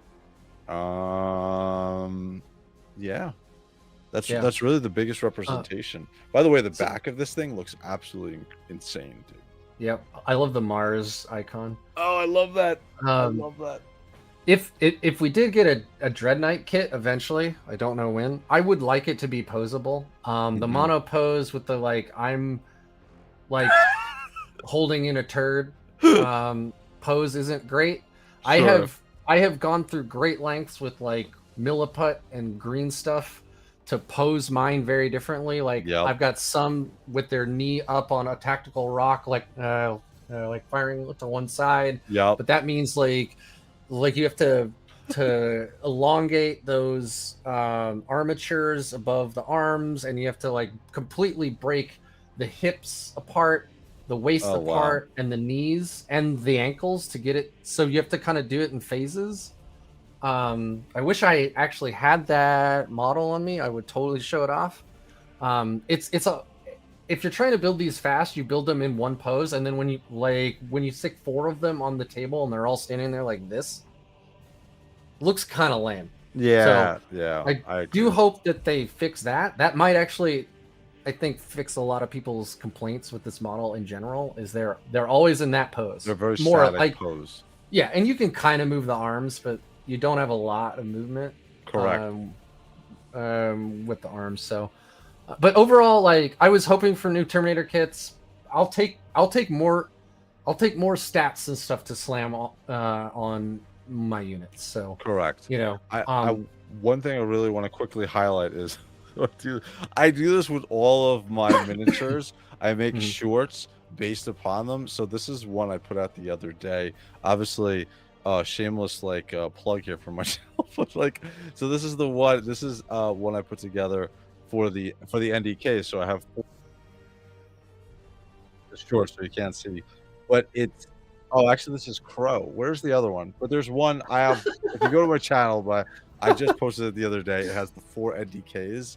It's so cool, dude. Like they did again. I'm not going to show my army here. We'll show it later on for the NDKs. But again, I understand what you're saying for the static pose, and maybe that will fix some of the people's problems. Maybe more of a dynamic like movement, swinging downward with the arm and then moving forward. It will fix some of the problems that people have with the baby carrier. So T3's got us there, actually. What is he saying, T3? He says all Marines need their helmets, but they don't want to be armored up in their little. So it actually has force shielding, which is a shield that pops up around them. So like I guess the armor isn't necessary. Sure. Well, this one has an iron halo, so he's good to go. Yeah. Well, they all like in the game. They all have a 2-up, 4-up, so they all have a 4-up invul anyway. Oh wow. Okay. So they all kind of have iron halos. Wow, in fact, that's actually one of the cool things, competitively speaking, about Grey Knights, is our power are all of our units that are specific to Grey Knights all have a 2-up armor save. Even our like strike marines, with a normal marine has a 3-up save. We have a 2-up because we have master crafted power armor. Oh, so, wow. So we effectively run around like our whole army has armor of a contempt if you were like a normal space marine. Except we're not paying a stratagem for it. Wow. And it's because we're ultra elite, ultra expensive. So like army wide 2-up save. When you say that to somebody, they're like, "Oh, okay," and then they just plink at you with AP1 all game long, and you're just making 3-up saves. It's the best thing ever. Or 2-up in cover. Yeah. So we went over. So I want to highlight some of this. So we obviously one thing that I'm going to do, by the way, which is one of the reasons why you contacted me and we had this conversation. I do want to send you. I'll order you the Grey Knights Codex when it comes out, and also the Armageddon scenario book when it comes out, right? So we can do like a quick live, or we'll do something on Sunday, and I'll set it up where we're both looking at the new codex, and you can tell me from a competitive standpoint what has changed, right? But one thing I want to highlight here is this was the picture for Armageddon, and also kind of represents what we're seeing for the Grey Knights. Now, Mhm. my models didn't come. Now, this might be just something like, do you have Terminator models with scimitars dual wielding? So yeah, I do. Okay, Actually, okay. one of the things I actually liked about 10th, a lot of people are gonna hate me for this. So in ninth edition and 8th, and again, I've only been playing since the twilight of 8th. Our melee options were distinct profiles. So Mm, like the falchions, which are the dual the dual wielding, yeah. wielding, Yep. they were like, I think they were less strength, but they had an extra attack. So Yep. you got 5 attacks instead of 4 or something like that. I don't Yep. remember exactly. The halberds were strength 6 minus 2 damage. Does that sound familiar? Yep. That's what all of our stuff is now. The swords were strength 5 minus 3 AP, 1 damage. Yep. And then the hammers were strength 8 minus 2. Was it D3 plus 1 or something? It might have been flat 3. I don't remember. Anyway, they shrank those all down into one profile now, which I don't mind, because what that means is I get to hobby my ass off. Yeah. Like, I remember when they did the switch with how Armor of Contempt work in 9th, I went through and I popped off a bunch of the like weapons from my strike squad to make them go from halberds to swords, because swords were better in that meta because they had more Sure. AP. Yep. I don't have to do that now. So like when I made a bunch of my new Terminators, like I got hammers in there, I got falchions in there, I got swords in there, and it's great because, like, you know, the Grey Knight, again, that wildly like rare, super priceless dude in that priceless suit, would be using whatever weapon he felt best using. Yeah. You Yep. know, I got warding staves now, which nobody ran in 9th at all, except on your librarian because he had to. Like, Yep. you know, like it's great now. I like it from a hobby standpoint. I also like it from a fast rolling standpoint, because I'm coming to you as a Deathwatch player. Yeah. When I charge you with a 10-man Deathwatch veteran squad, I got swords in there, I got Xenophase blades in there, I got heavy thunder hammers in there, like I got punches in there. You have the whole It kit and takes- caboodle. It takes me forever to roll that. Where That's now I'm like, I hysterical. charge you with 5 Terminators, they have 4 attacks each, that's 20 attacks, I roll, I like re-roll a hit, okay, is this many hits? Done, right? Like, effectively, I'm done. It's a lot faster. So, I don't mind. But, First of all, Titans Advocate, I want to highlight a comment really quick. By the way, oh, I man, feel like we're gonna be love good this. friends, Titans Advocate. Falchions had extra attacks but low AP. Swords were a middle ground between falchions and halberds.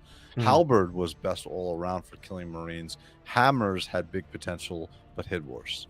Yeah. Yeah. So, Yeah. That's essentially, yeah, like, yep. Yeah. So my question is, now we're looking at the picture from Adepticon, right? So what do you think we're gonna have in that either strike team or whatever we're getting for models for Grey Knights? What do you think we're gonna get? Like, are we just gonna get a rerun on Terminators? Are we gonna get? What do you think? I thought they already showed off what's going to be in the box. No, I didn't. So let me go back to the page. Or maybe I'm thinking of the wrong. Space. They showed Space Wolves. They showed the Space Wolf one. They said in the now that I remember the article, they were saying that they're going to release the information on the Grey Knights, like what's going to come in the box set at a later time. But yeah, I thought I saw an Auspex Tactics video Oh, where maybe. they actually went over it. Oh, that'd be And awesome. I think so this is a downside to us. Our entire army is built out of 3 boxes. Correct. We got our Power Armor box, our Terminator box, and our Dreadnought box. Everything else is a shared. So like a Rhino is a Rhino. Go buy a Yep. Rhino, paint it as a Grey Knight, right? Yeah. So that's the problem. It makes our combat patrols, or whatever you like, you're gonna name your battle zone box, or your flavor of the month box. It makes it really hard, because the only thing you can really do is throw in a librarian, because you can either kit bash a librarian from a Terminator box, or you can use the Space Marine librarian. A lot of us do that. Yep. But like, you know, you're gonna get some combination of Strike Marines and Terminators, and they're gonna put them on the box dressed as something, but then you're gonna get all the parts to make them into whatever you need. Correct. So I mean, it doesn't really matter what comes in the box. If you need it, you need it. If you don't, you don't. Sure. Right now, a lot of new players are when they're swimming the Grey Knights Discord or mine. They ask what do they buy if they want 2,000 points. Buy 3 combat patrols. That gets you almost exactly a 3K list or a 2K list. Sure. And you get 3 Dreadknights, you get a bunch of Terminators, you get a bunch of Strike Marines, and you get 3 Librarians. And like Wow. that's actually not a bad starter 2K list. It's not going to win you a tournament, but if you're a brand new player, you're not going to be winning a tournament anyway, regardless of what army you're playing. Sure. So, like that, but like, is this Battle Zone box gonna pluck in there somewhere? I don't know. Maybe. Yeah. It just it's what you need, right? Sure. You're gonna be able to swing out what you need.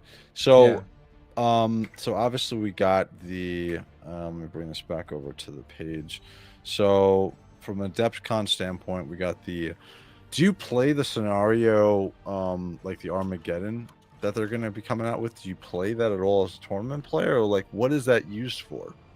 So those are just fun narrative campaigns. Like when the 9th edition Codex hit, there was another narrative campaign that came out that was oh no, that's right. It was in the so in 9th, the Grey Knights released with Thousand Suns. And so they made a campaign that you could play that narratively combined those 2 armies. And if I remember right, there were some purifiers that got trapped on a planet by the Thousand Suns, and they psychically called out for help from Crow and a bunch of other purifiers. But they're set scenarios, so they're not like a competitive tournament game. And like some of them are stacked heavily against one player because like narratively that's interesting. No one wants a Mary Sue. That's very, very unfun to read.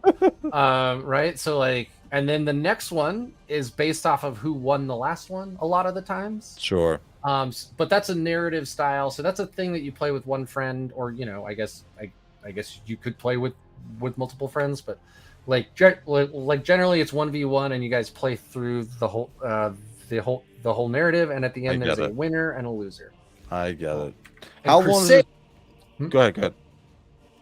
So Crusade's actually how I got into 8th. Crusade has the potential to be really cool and the potential to be super broken. So what's really neat with the Crusade is you're not allowed to bring epic heroes. Okay. Or in 8th you could, but you suffered like a horrible penalty. For no Caldor Dragor and stuff. Yeah. Like that, So the point is you're supposed to be creating a story.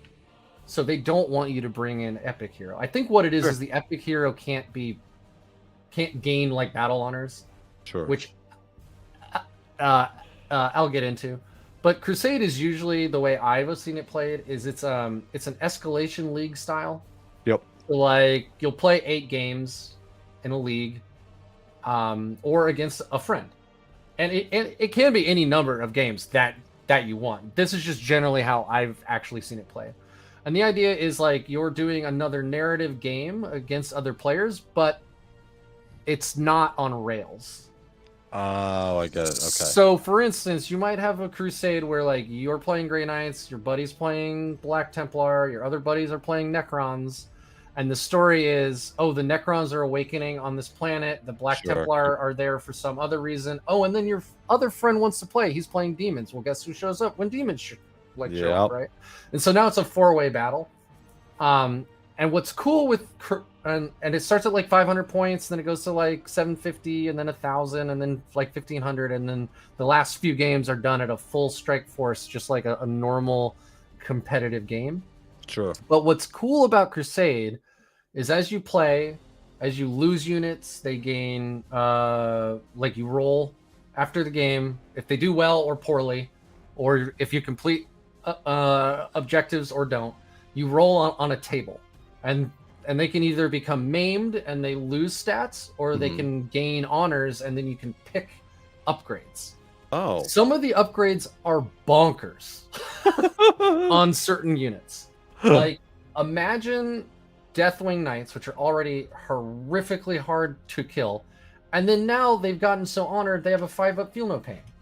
wow! Like, just because that specific unit of Deathwing Knights has done so well that they've bought this upgrade with their battle, like their crusade points. I don't remember the specifics, but but the idea is these guys become veterans, they get better and better and better. Or if you're using them as chaff all the time, like, they actually get worse and worse and worse, right? So, like, they might take a battle wound that, like, reduces their movement by 1.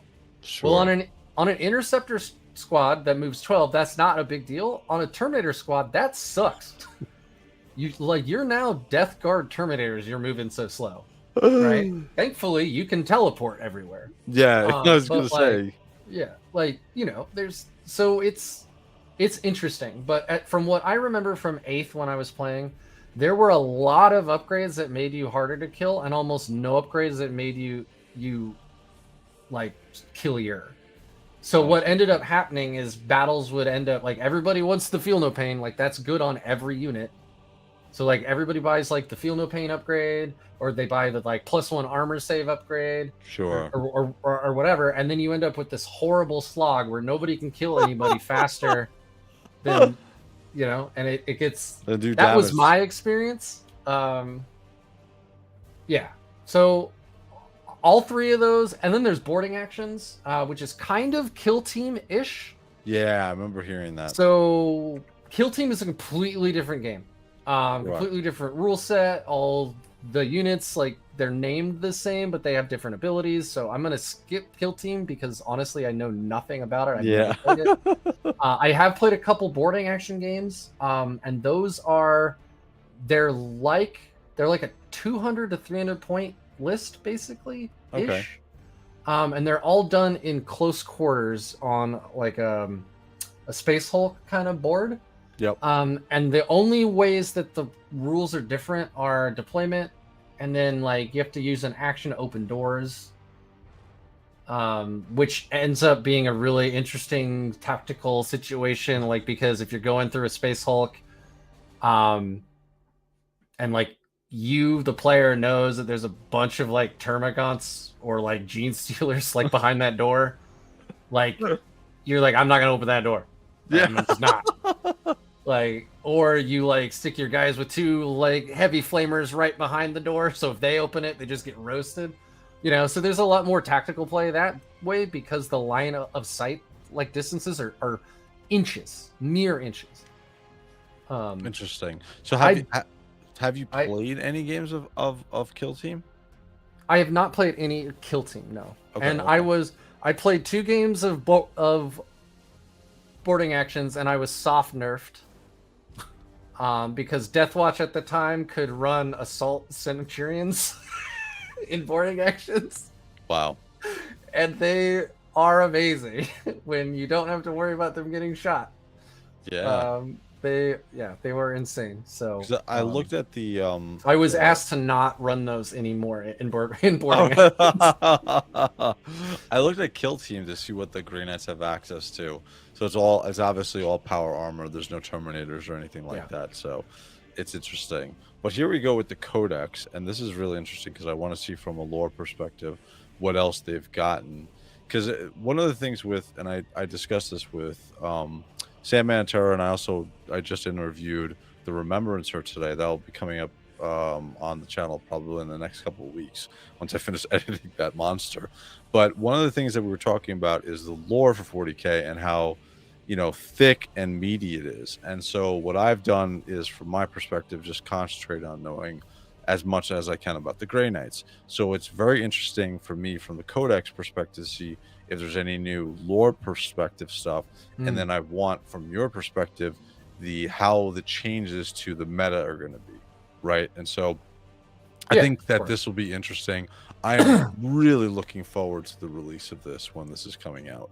Now, my question to you is, I've never bought a codex before when it's released, or like trying to get it as soon as possible.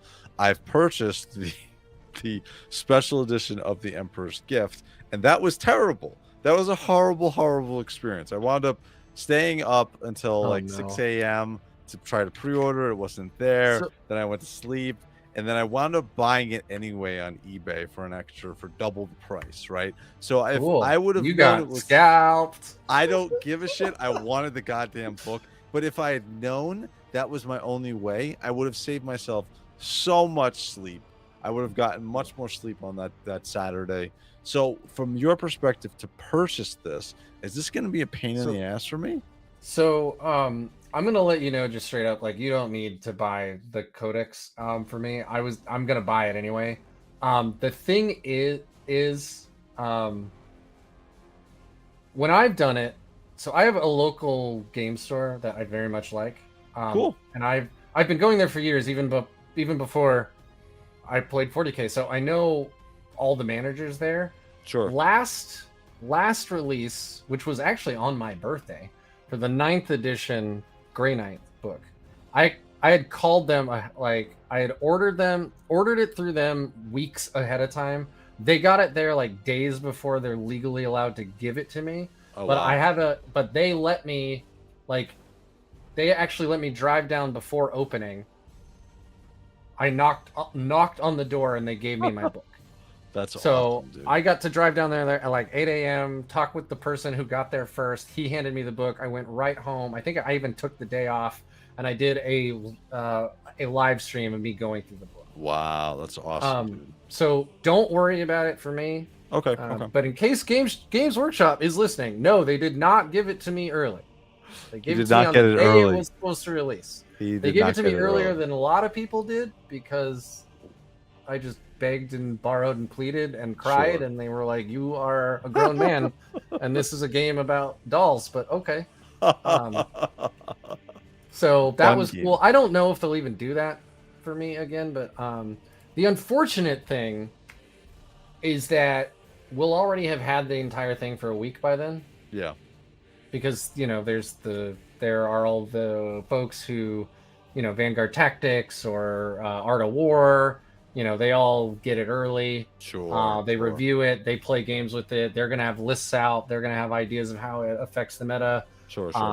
So I don't know if I'll be able to reiterate those points, give you my thoughts on it, but I mean, I'm happy to do it just because, like, we have great conversation. Sure. We can go more into the hobby or the lore aspect of stuff. Yep. But yeah, I mean, I don't know if I'll be able to give you anything more than like Richard Siegler will. That dude is literally an android.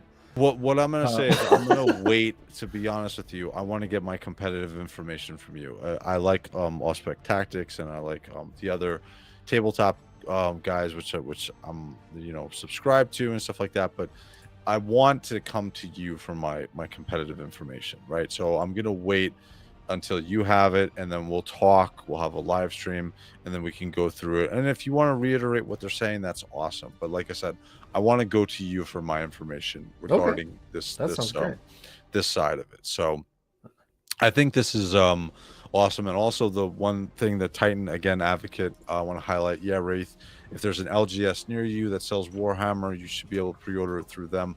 I live what I probably will do, there is a Warhammer store. I'm in New York, and I do sometimes go into the city for my job.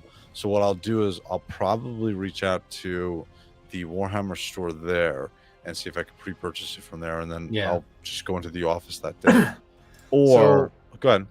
Yeah. So the way it usually works is, so once you start seeing YouTube videos pop up that says, pre-release, like, review of the Grey Knights Codex from like Vanguard Tactics, right?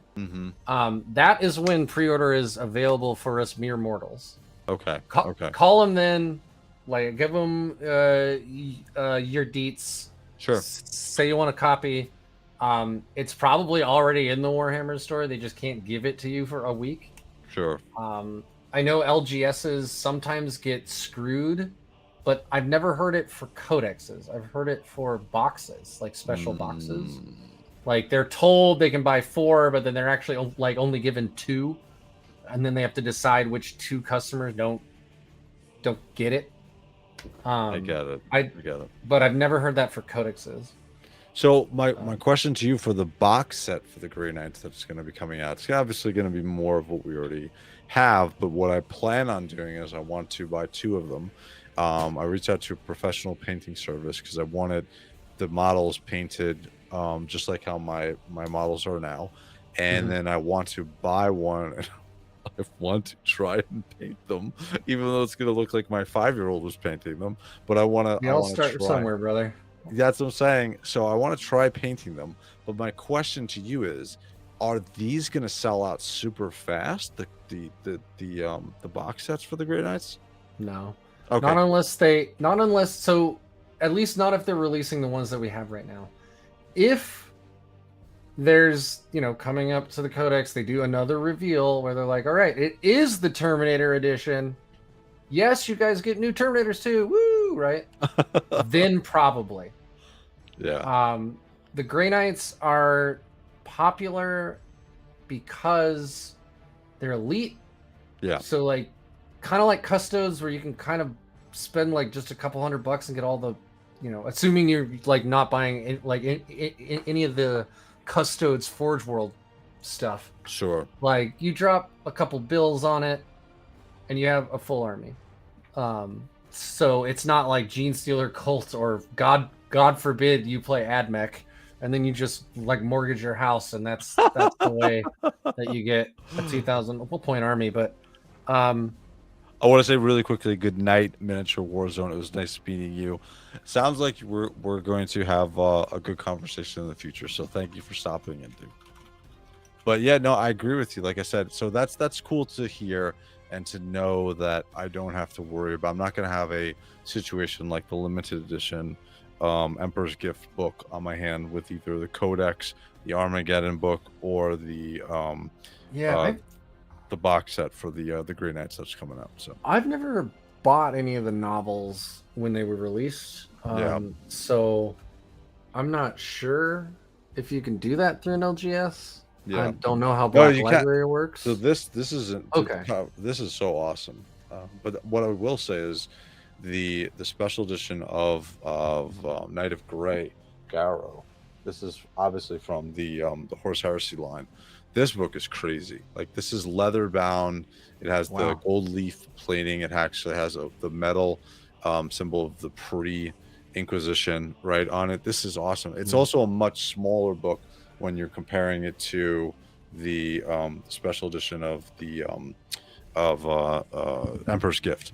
I also did a video on this, by the way, which nobody watches, which is okay. I made it there for evergreen content, but these are awesome. I love these books. I love having things like this. So again, going back to what I was saying, it's good to know that I'm not going to have this problem with the Codex, which I didn't think so, with the Armageddon book. I was a little bit unsure with the box set, so we'll see. Yeah.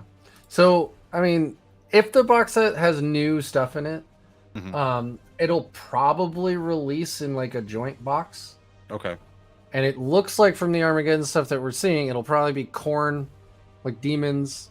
Yeah. And Grey Knights. Yep. That wouldn't surprise me. That's also a guess, but that wouldn't surprise me. I mean, Armageddon is all about Angron. And this is the third. Is it the third attack on Armageddon or something? I know. We're gonna get up to 13, just like the Black Crusades. But no, I mean, like, that's probably what it'll be. So you might end up either selling off half of your box or going in on with a friend who wants the demons, or you can hang on to the demons or whatever. That's how piles of shame start. I'm just, to be honest with you, I'm gonna have this professional painting service. I'm just gonna send them the whole box set, and I'm just gonna have them paint everything up, everything to be just like how this is painted with the Grey Knights, how my army is painted, and then if there's any demons or anything like that in there, to paint those up as well too. So I have them, which will be fun to do. So But yeah, so that's a lot of the Adepticon information. I think I think it's 118. I do have to get up in the morning. I do want to Well, I continue hope this so. conversation though. I want to keep going. But I can already tell my wife is gonna be upset. So Well, do you want to finish the models you had up? yes, absolutely. We can So let's go jump over those, and I'll try not to be as long-winded as it was with No. with Drago. The problem with Drago is I had to like set up a bunch No. of You, first of all, knowledge to explain why it's good. never apologize. You're the one Okay. providing information here for me, so it's awesome that you're providing this to me and helping me out here, especially from my perspective. Learning a lot about. Well, I know a little bit, but having you explain this again, previously I was a tournament player in Street Fighter. I was big into World of Warcraft Arena for 20 years, so I like the deep knowledge that you have of this stuff. Yeah. Some of this is going to go over my head, right? But some of this will stick, and over time, when you reiterate this to me and I play it, this is going to stick. So we got through Kaldor Dragor. Is there anything else that you want to state regarding Kaldor Dragor? Yeah, write down a note somewhere that he has pretty good shooting that's specific for him. Like the Scourging is absolutely bonkers into demons. It's pretty good into most stuff.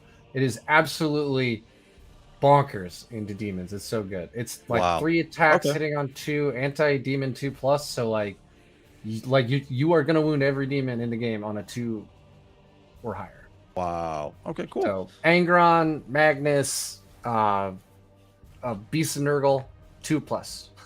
Wow. It's pretty good. Cool. Okay, cool. I'll definitely write that down. So we're jumping over to the next one, which is Aldrich Voldos. So what is his current standing in the meta? So I have not seen him in any competitive lists. The problem is he's the supreme librarian, but he's worse than our librarians. Wow. His hammer is very good. His ability is pretty good, especially if you stack it on paladins. Mm-hmm. So paladins are natively -1 to be wounded if they're being shot at by a weapon that has a higher strength than their toughness. Okay. So anything strength 6 or higher is at -1 to wound them, which means the most you're ever going to be wounded on with with paladins in the game is a 3+. I get it. So pretty good. Voldos does -1 to hit.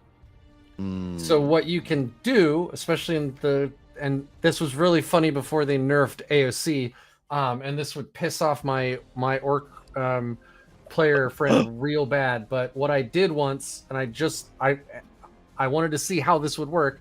I took 10 paladins and Voldos, stuck them on the middle of objective turn 1 against orcs. Basically said, "Fight me, bro." It took him 4 turns to kill them all, because I would pop Armor of Contempt on them, so they were -1 to be hit, -1 to be wounded, and most orc AP is 1, so I was reducing them to AP 0. So all I had to do is make 2-up saves for the whole game, and it took him forever to kill that unit. That's historical. That's kind of a tech piece into orcs specifically. Sure. It's not actually that good competitively because there's a lot of high damage, high accuracy. Like if a las cannon hits you, like a bunch of las cannon centurions fire at your paladins, they're not going to care they're -1 to wound.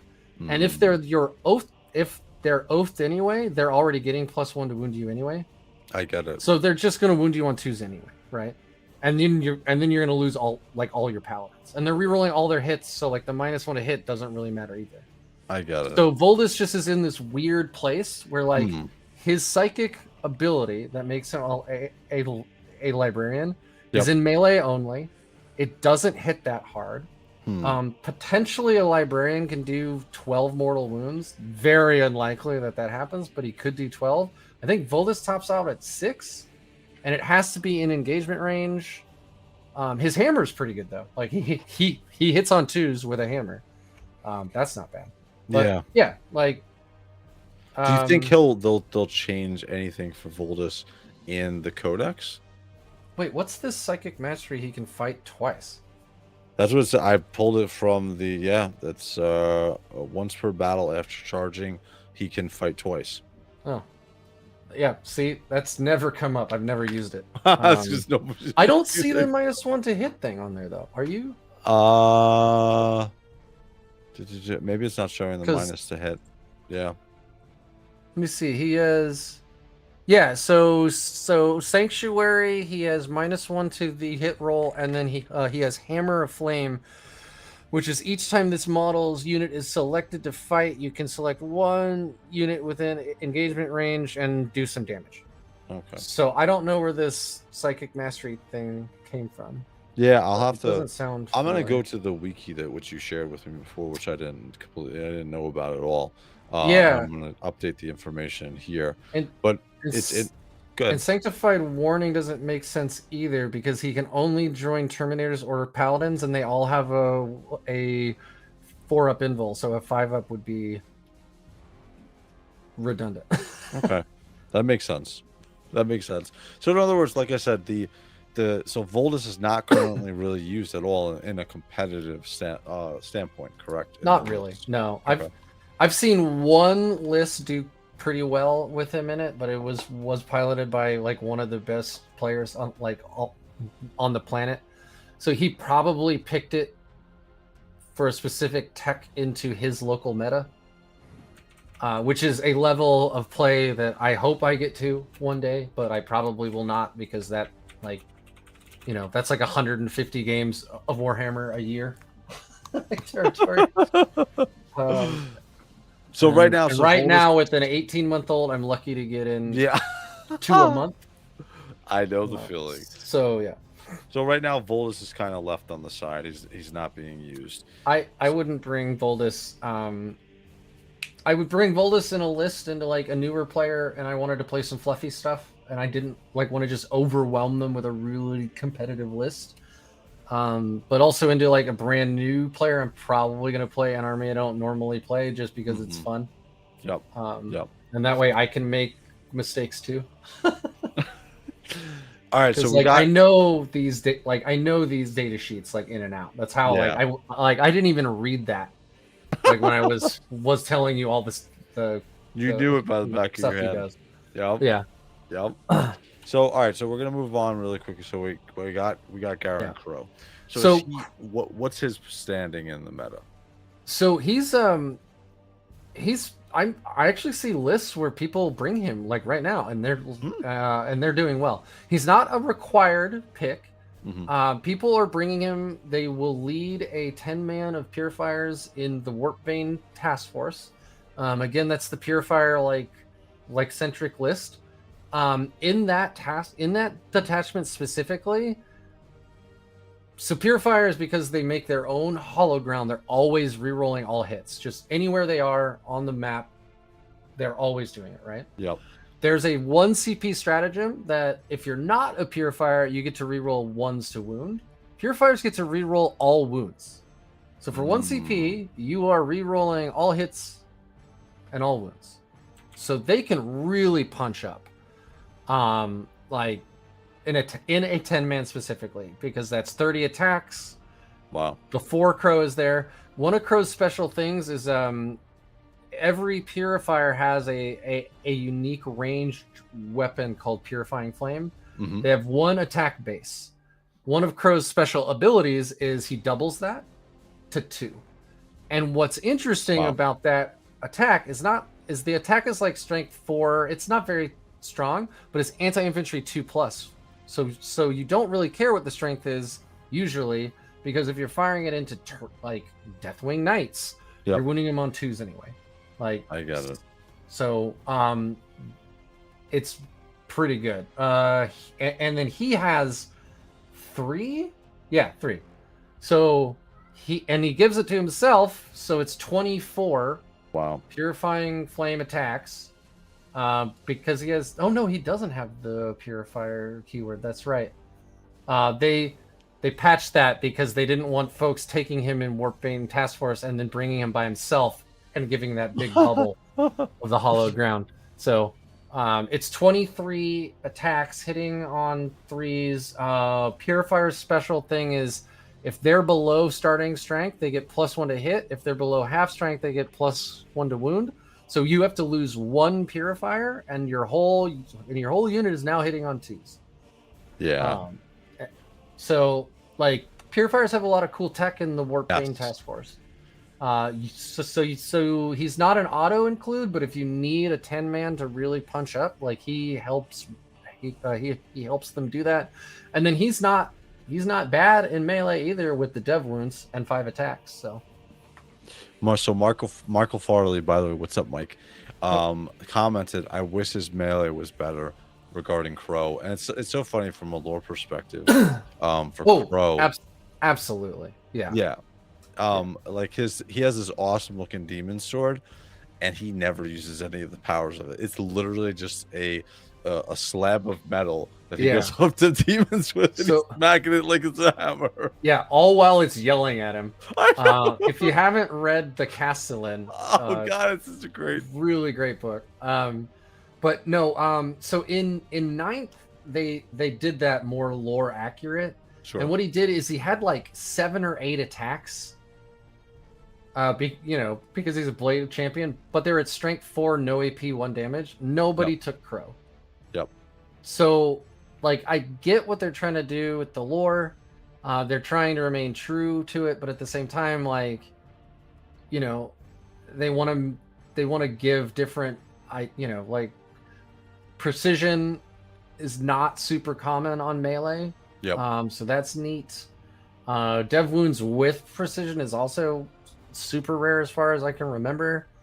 So they're trying to make him cool, especially because he's got that cool new model. I was gonna say that sword is badass. Yeah, that's the 2 things. This is the newest model for the Grey Knights, right? I believe so, right? Kaldor Drager was older, so this is the newest. He's Primaris scale, right? He's side, so okay. And obviously the model is awesome. One thing I will say though is in Casket Demon Hunters, dude, he needs to be way more powerful in that game. Yeah, he's bad. I don't use him. I'm like, wait, what the hell? He's level 20. I think I unlocked him and I used him once, and I'm like, yeah, this guy's like no synergy with my squad. He does his own thing. He's kind of not that good anyway. I'm gonna and I think I never ran him. I was so disappointed, dude, because he's so. And the JOYTOY figure is freaking amazing, dude. It's so awesome. They're actually reissuing it. I think it's sold out already, but I bought another one. I have one. I bought another one just to see if they fix some of the loose joints. But he's such a cool character. I was very disappointed in Chaos Gate Demon Hunters, which, by the way, is one of the best games ever. But he isn't a better character. Oh yeah, no, he does get one more attack. It's not based off the purifier keyword. He just gets it's just while he's leading, and he has the purifying flame ability as well, so it's also increased. So it's 24. I do want to bring up his foresight of the prognosticars thing. Is really weird. What is it? Once per turn, the first time a saving throws fail for this model changes damage. I don't understand that. Okay, so when I attack you, I roll to hit, then I roll to wound, and then you save. If you fail to save, like let's say I shot him with a magma cannon. Yep. It does like 16 damage. He would be dead. Yep. He would just be dead, right? Because you failed your save. This special thing is he can turn it to 0 once per turn. Wow. So theoretically, 5 times a game, once per turn, he can turn 1 damage into 0 or 1,000,000 damage into 0. Wow. The thing is, it only matters if he gets hit. Okay. And by the rules, unless he gets hit with precision, you can't take wounds on a leader before the unit. Okay. So if he's attached to purifiers, all the purifiers have to die, then he gets his special thing. So I always thought that was a little weird for a character that they specifically designed to lead purifiers, and you can tell that because of his other ability. Then they're like, also here's a weird thing that you're like will never come up. And it's like if all those purifiers are dead, like if they got charged by a bunch of orcs, Sure. you're probably gonna lose Crow too, because Yeah. there's just a volume of attacks like Sure, coming at there's so you, right? many that are coming Yeah. at you. Do you think that anything will be changed with him with the codex? Is there anything screaming here for him to be adjusted, or you think they would have adjusted it with the quarterly adjustments that they had already? I mean, I think that foresight of the prognosticators is just a weird design decision to me. Sure. If anything changed, maybe that.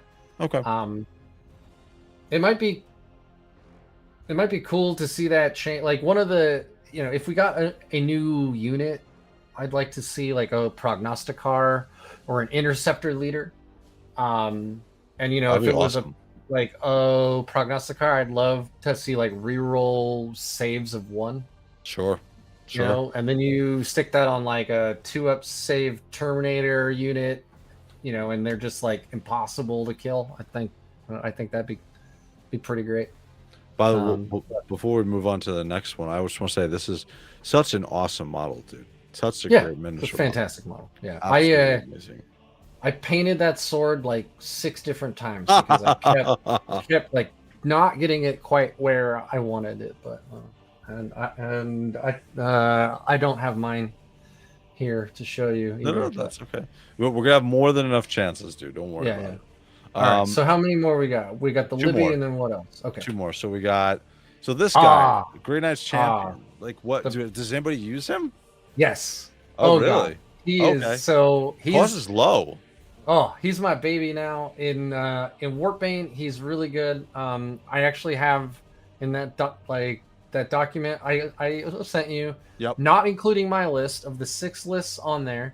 I think 2 had Brotherhood of Champions in it, and one of them had 2. Wow.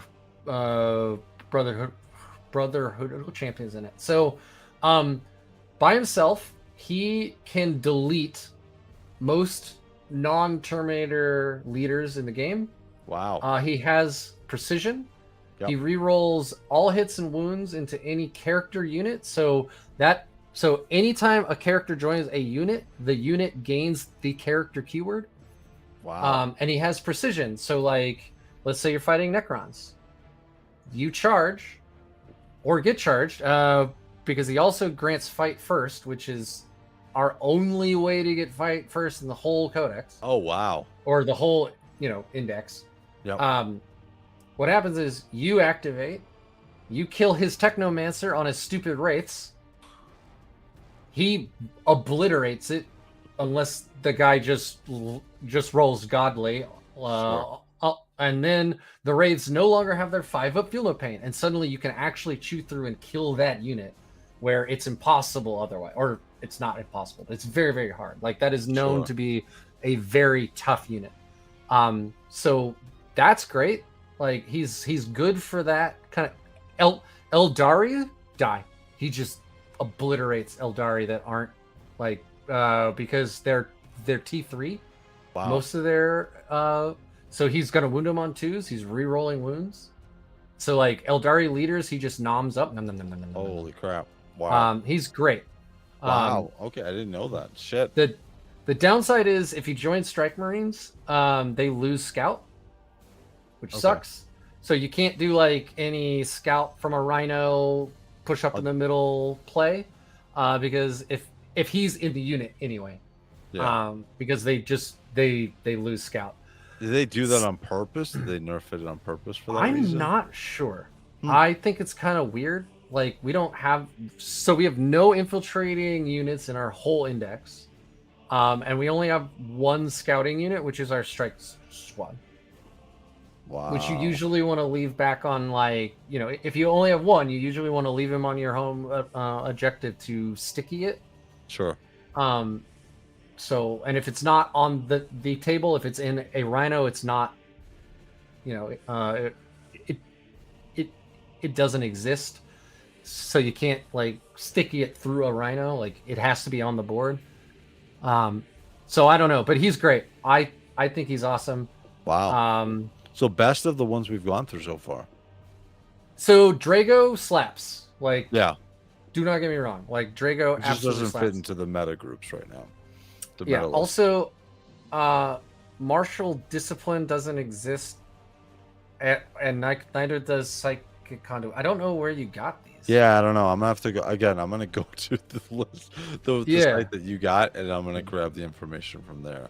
So, His only downside is he can't take a special like range weapon, which is a little weird to me. He can only take a Stormbolter, but he's a melee champ. I really like him. wow, You're that's not awesome. gonna take Abaddon out like with him. You're not gonna kill, like Gazgul with him. Yep. Probably not. I guess technically you could, but it like you'd have to roll godly, and your opponent would have to roll really badly. Sure. He has 6 attacks. No, 5 attacks. Okay. The only person in the index with more is Drago. Wow. Okay. So he's very good. Between him and I like him very much. Garrow, who would you say? Oh, in my list, I painted Crow. I've Sure. never run him. Wow, interesting. Okay. Like even like not an 8th or 9th or 10th. I've never run him. Interesting. It's not the play style I'm playing. Sure. I like the MSU style, except for one. In my list right now, I do have one 10-man brick of strikes with one of these guys in him, and I do with that unit what I was talking to you about with Drago. Yep. So in Warpbane Task Force, there is a stratagem that allows power armor to charge within 6 inches. Oh wow. As long as they start their charge from hallowed ground. Okay. So what I do is I bring in purifiers to make their bubble. Sure. These guys deep strike down within 6, charge.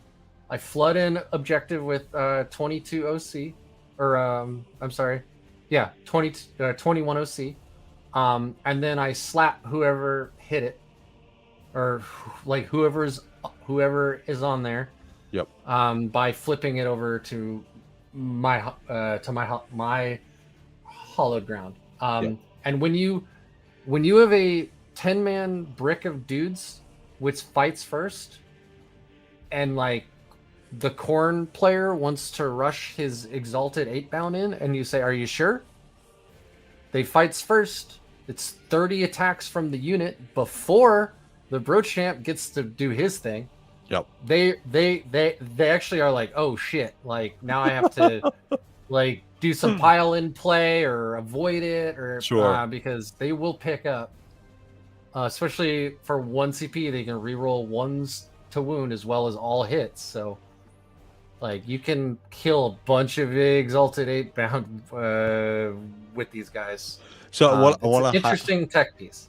I want to highlight something from Titans Advocate. And I think Mike had just answered the question. He said, also shouldn't the champ be on a 40mm base instead of 32? And then Mike responded saying, no, champ is regular power armor, 32mm base. Yeah, So that's true. Yeah.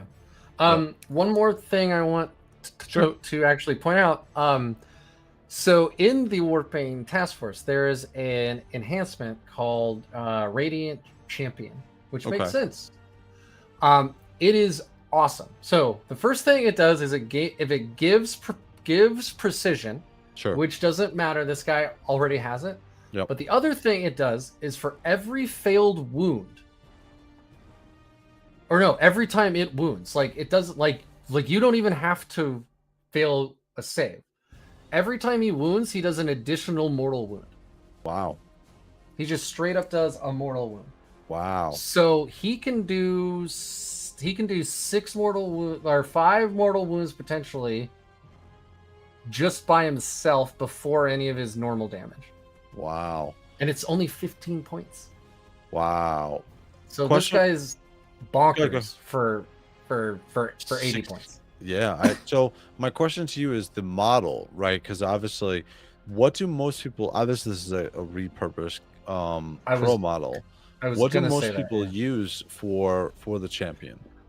So there is an old out of print. I think it's also fine cast. Actually, now that I say it, it's garbage. Don't buy it. It's a terrible model. Okay. I mean, if you want to collect it, do it. But like, it's not a great model. He's kind of like of like doing this weird pirouette Yeah. like stance too. I don't get it. It's like more fencing than a guy in power armor with a Sure. big sword. But most people just kit bash them out of the strike box. I was gonna say, yeah. They might just cover them in purity seals. I actually have 3 that I've kit bashed. Oh, cool. One is an Emperor's Champion. Okay. That's cool. One isn't kit bash. Gosh, I wish I had the link now. It's a guy in Ukraine. Do you remember there's a very well-known piece of Grey Knight art where it's a guy in a power armor, his helmet's off, he's holding a demon's head. Yes. His halberd's down. He has like skulls taped to one knee, and he's covered in purity seals. Shit. No, I know what you're talking about. I'm looking. Okay. Literally looking through my art right now. Well, a dude in Ukraine actually made a model out of that. Oh shit! And really? I bought it, and it's amazing. It's an incredible Wow. model. I turned that guy into one of my Brotherhood champions. And then my other one is a sword. So the Black Templar have a Sword Brethren kit. Yep.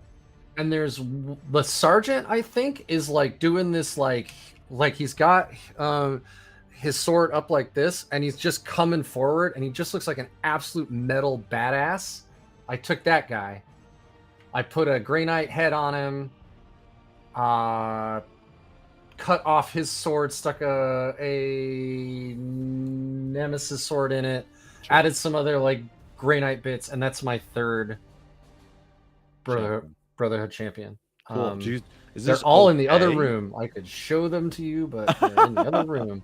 We're gonna do a live stream where you're gonna show off your models. Is this an okay representation for the champion in your opinion? Yes. Or okay. Yeah, this is fine, especially so where things get hinky is if you're running Crow and the champion, and you're like, yeah. But as long as you go out of your way to say especially if you remind your opponent like multiple times, yeah, just as a courtesy. Sure. Like by the way, this is the purifiers with Crow, and this is especially because again, all of our stuff's made out of the same box, and the only real difference between a purifier and the Strike Marine is the white helmet, right? Correct. So, it's not like the Interceptors with the prongs on the back of their power. So you need to like remind early and often, basically. But I would be fine with this, but also I'm a Grey Knights player, so I can tell that that's not Crow. Yeah. So all right. So he's actually really awesome. So he's next awesome. one Love those is guys now. the Chaplain. The Chaplain. So I recently played. Well, not actually. Well, I played around with before we had Warpbane Task Force. Again, we have trouble like punching up, right? Sure. Knights are everywhere actually, especially Chaos Knights. Like they bring 13 War Dogs. It's hard for Grey Knights to deal with that because they're just they're like you're wounding most of them are 5s and 6s. It's awful. The Chaplain lets you punch up, so. I was playing with actually MSU Terminators, so 6 5-mans. Mm-hmm. I ran 3 Chappies, and I think I had Drago in one of those and 2 Libbies, I think is what I was running. Okay. And the entire point was like, I don't care what your toughness is. like I'm going to be charging you for lethal hits, and then I'm going to be wounding you with +1 to wound. Or I'm going to be slapping you with mortal wounds. Or I'm Drago, and I do whatever I want because my sword is AP4. Yep. Drago, wow, such a nutter. What? So is this character? Oh well, this model is he played in the current meta at all, or is it just left to the side?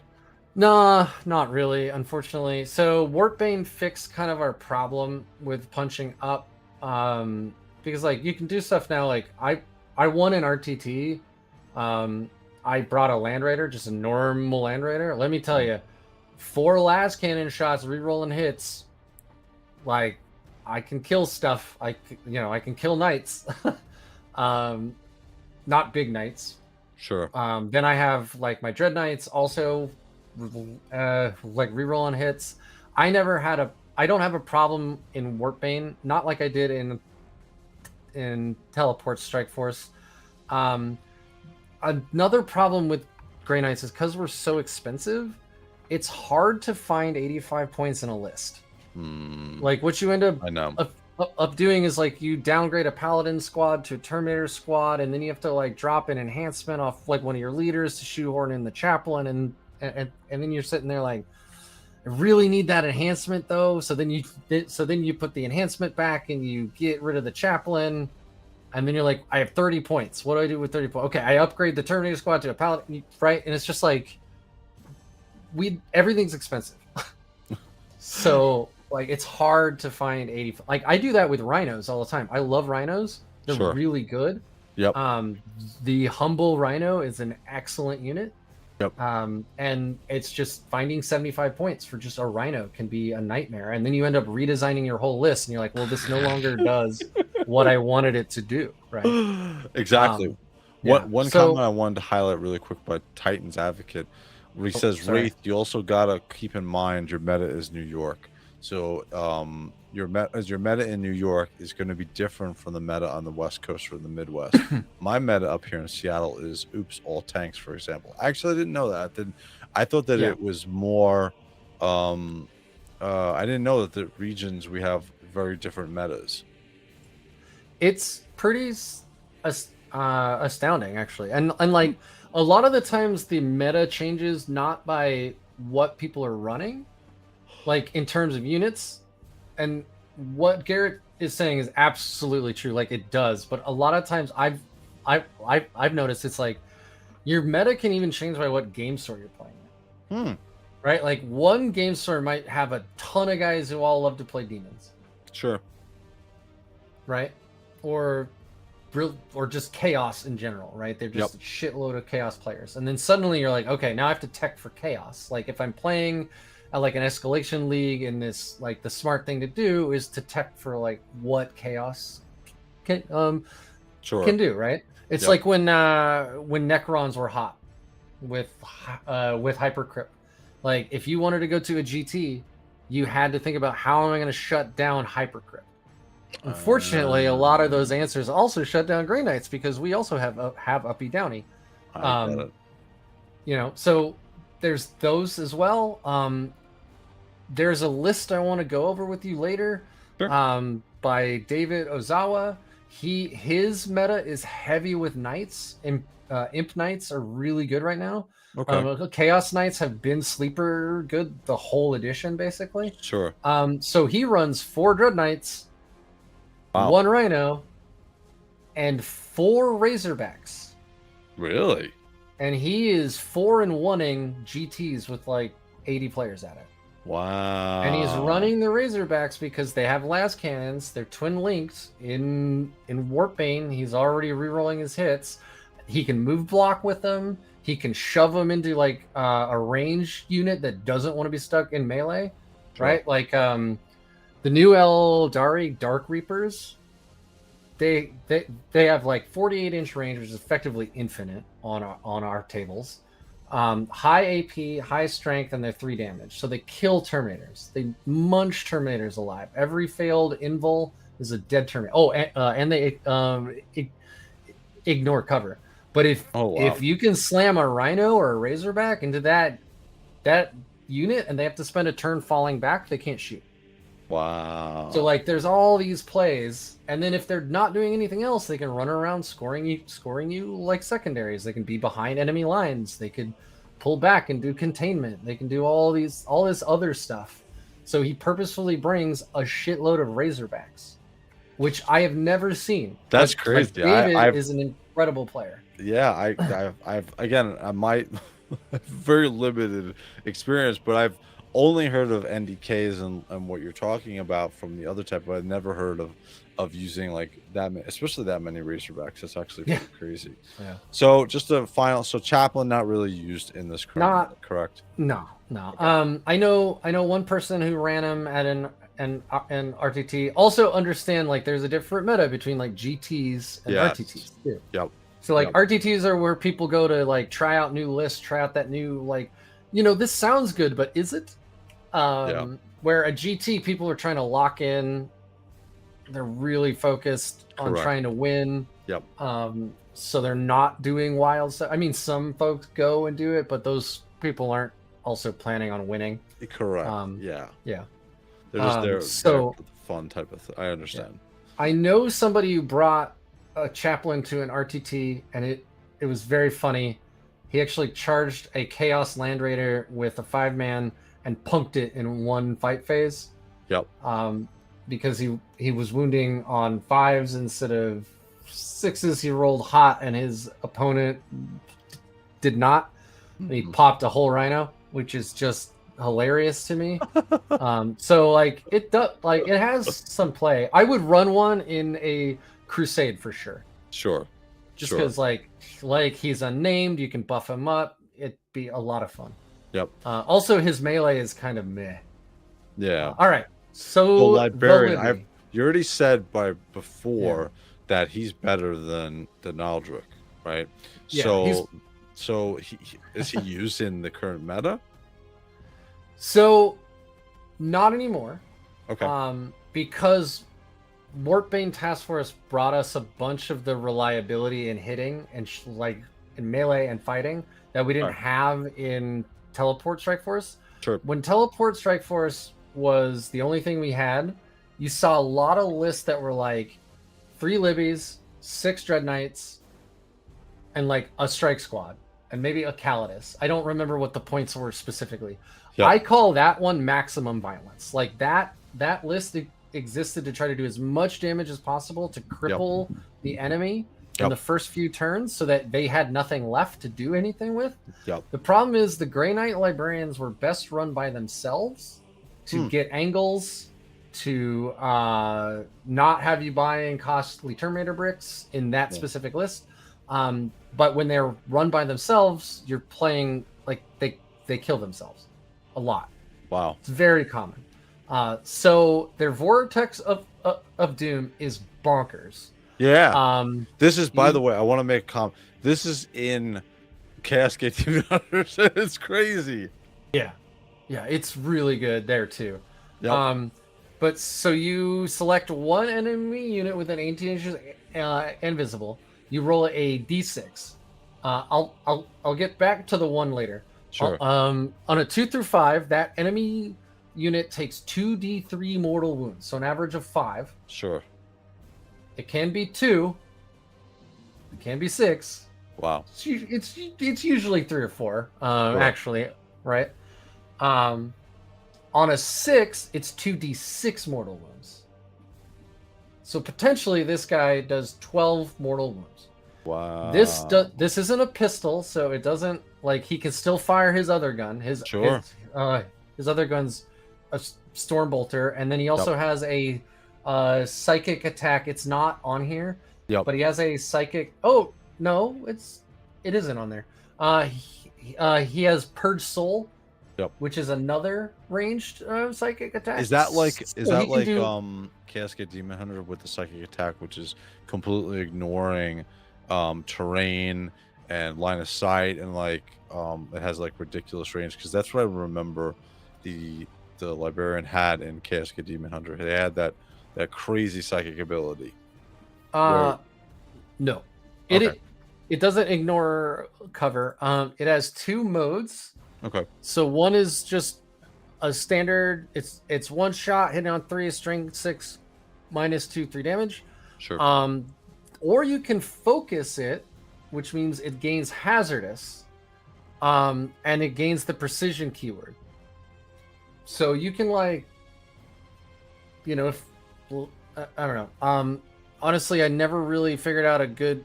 I think you'd have to use multiple librarians purging the same unit to try to kill a leader, but you could do that. But it gains the hazardous keyword. So basically, this guy is a time bomb. He's going to blow himself up in one way or the other. But on a 1 with the Vortex of Doom, he does d6 mortal wounds to himself. Oh. Now, Holy if he's crap. in a unit of Terminators, he also gives them, or Paladins, he also gives them a 4+ feel no pain against psychic attacks.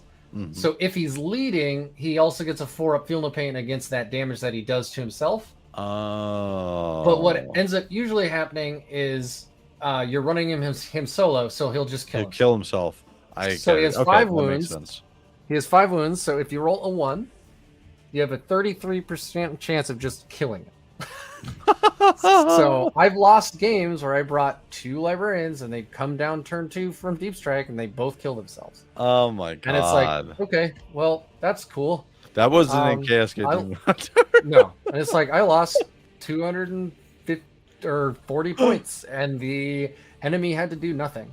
So these guys were rolling the dice. Like, I mean, obviously, because it's a dice game, but they could either wildly exceed your expectations or they could just kill themselves. I was watching a game live on War Games Live against T-Suns. Dude drops in 2 Libbies. They both fire at Magnus. One does like the normal amount. He does like 4 mortal wounds and then like does some like chip damage with a storm bolter, I think. And the other one, 8 is Wheaties, lands and does 12 mortal wounds and just wipes Magnus off the board. Holy shit. In like turn 2, and the 1000 Sun like player is obviously stunned. And he's like, I don't want to be dramatic. He's like, that's game. Like, the game is over for me because Magnus brings so many Cabal points. If you can kill him early, you cripple that army. And that's back when they were the best army in the game. Like, you cripple that army. So he rolled the dice real big and he won in that instance. But I could also see it where he lands 2 Libbies, one does 3 mortal wounds, and the other one kills himself. Sure. You know, so it's like so nobody brings Libbies anymore because we gained that reliability through the new detachment. I get it. Oh wow. Okay. So it's not that he's a bad unit. It's just we get it through something else essentially. Yeah. But wow, I mean, that's crazy. One shots is awesome. Holy shit. And if you like playing the casino cannon, basically, yeah, you know, he will either wildly exceed your expectations or he will kill himself. Those are the 2 things he does. That's hysterical. Yeah, I've had my own do 12 mortal wounds before. It's always into units who have like 4 wounds left, but you know, like that's crazy. You know, wow. I've also had them die. So that's hysterical. Yeah. So we're at the end of my list here. I'm gonna finish up. I have an entire thing to go through. I actually just started this this morning. So I'll fix the notations as far as the rules, especially from the information that you gave me, the site to go to. So I'll fix all this up. I'll have a lot more of my army done, but I want to go through this with you. I think this is really cool. It gives a good visual representation of the unit that we're talking about, and for me, it's just fun. Like, I want to hear more about this, and I want to start garnering information to be able to play the tabletop. And so you're the perfect person for this. I also, gentleman in the chat, Michael Farley, is also going to be. He's a pro player from Florida, and he's also going to be sharing some information and some knowledge also on these chats. So awesome. Michael will be also jumping in. I have set up for 3 people, so it's awesome. So we'll pull Michael in and get some different. Because again, I feel bad. Yeah, I feel bad that I can't. I'm trying to latch on to this as much as I can, but I'm more learning, right? I'm more of a first grader with this stuff. So having Michael here, especially with you bantering back and forth, I think that will be really something awesome to have. So I was laughing pretty hard. So right before we went live, I asked him, hey, don't forget to have a Wahapedia tab up. And he's like, Wahapedia, what's that? And I said, oh man, you are new to competitive if you don't know what Wahapedia is. Yeah, I have no idea. Yeah, no idea about it. But now now I have the information, and I'm Yeah. going to. This is going to be highlighted on here for me, Which Wahapedia. yeah. So this will be up all the time, and this is where I'm going to get my information from. And yeah, Nice, very man. cool. Well, if there are people in the chat who also don't know what it is a 40K. I mean, there's other games on there too, but it's a 40K rules database. Basically, it has every rule for 10th, 9th, 8th, some like Kill Team and Age of Sigmar, I think. It's all free. It's all rules. It's the core rules. It's the tournament companion.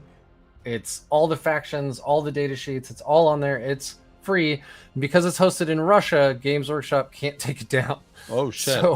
So it's around forever, at least so far. So yeah, go if you ever playing a game and somebody's unit seems like it's a little too good, you can always pull it up on Wahapedia and be like, "Oh, you're actually using that ability wrong, brother." So that's what I was going to ask. Somebody mentioned in the chat before. I forgot to say it. So when you're going to, do people like look at the rules for certain abilities and they represent them differently than what it's actually supposed to play? Is that a common occurrence? So I won't say common. Usually when you're playing players at a tournament, they know their army pretty well. Sure.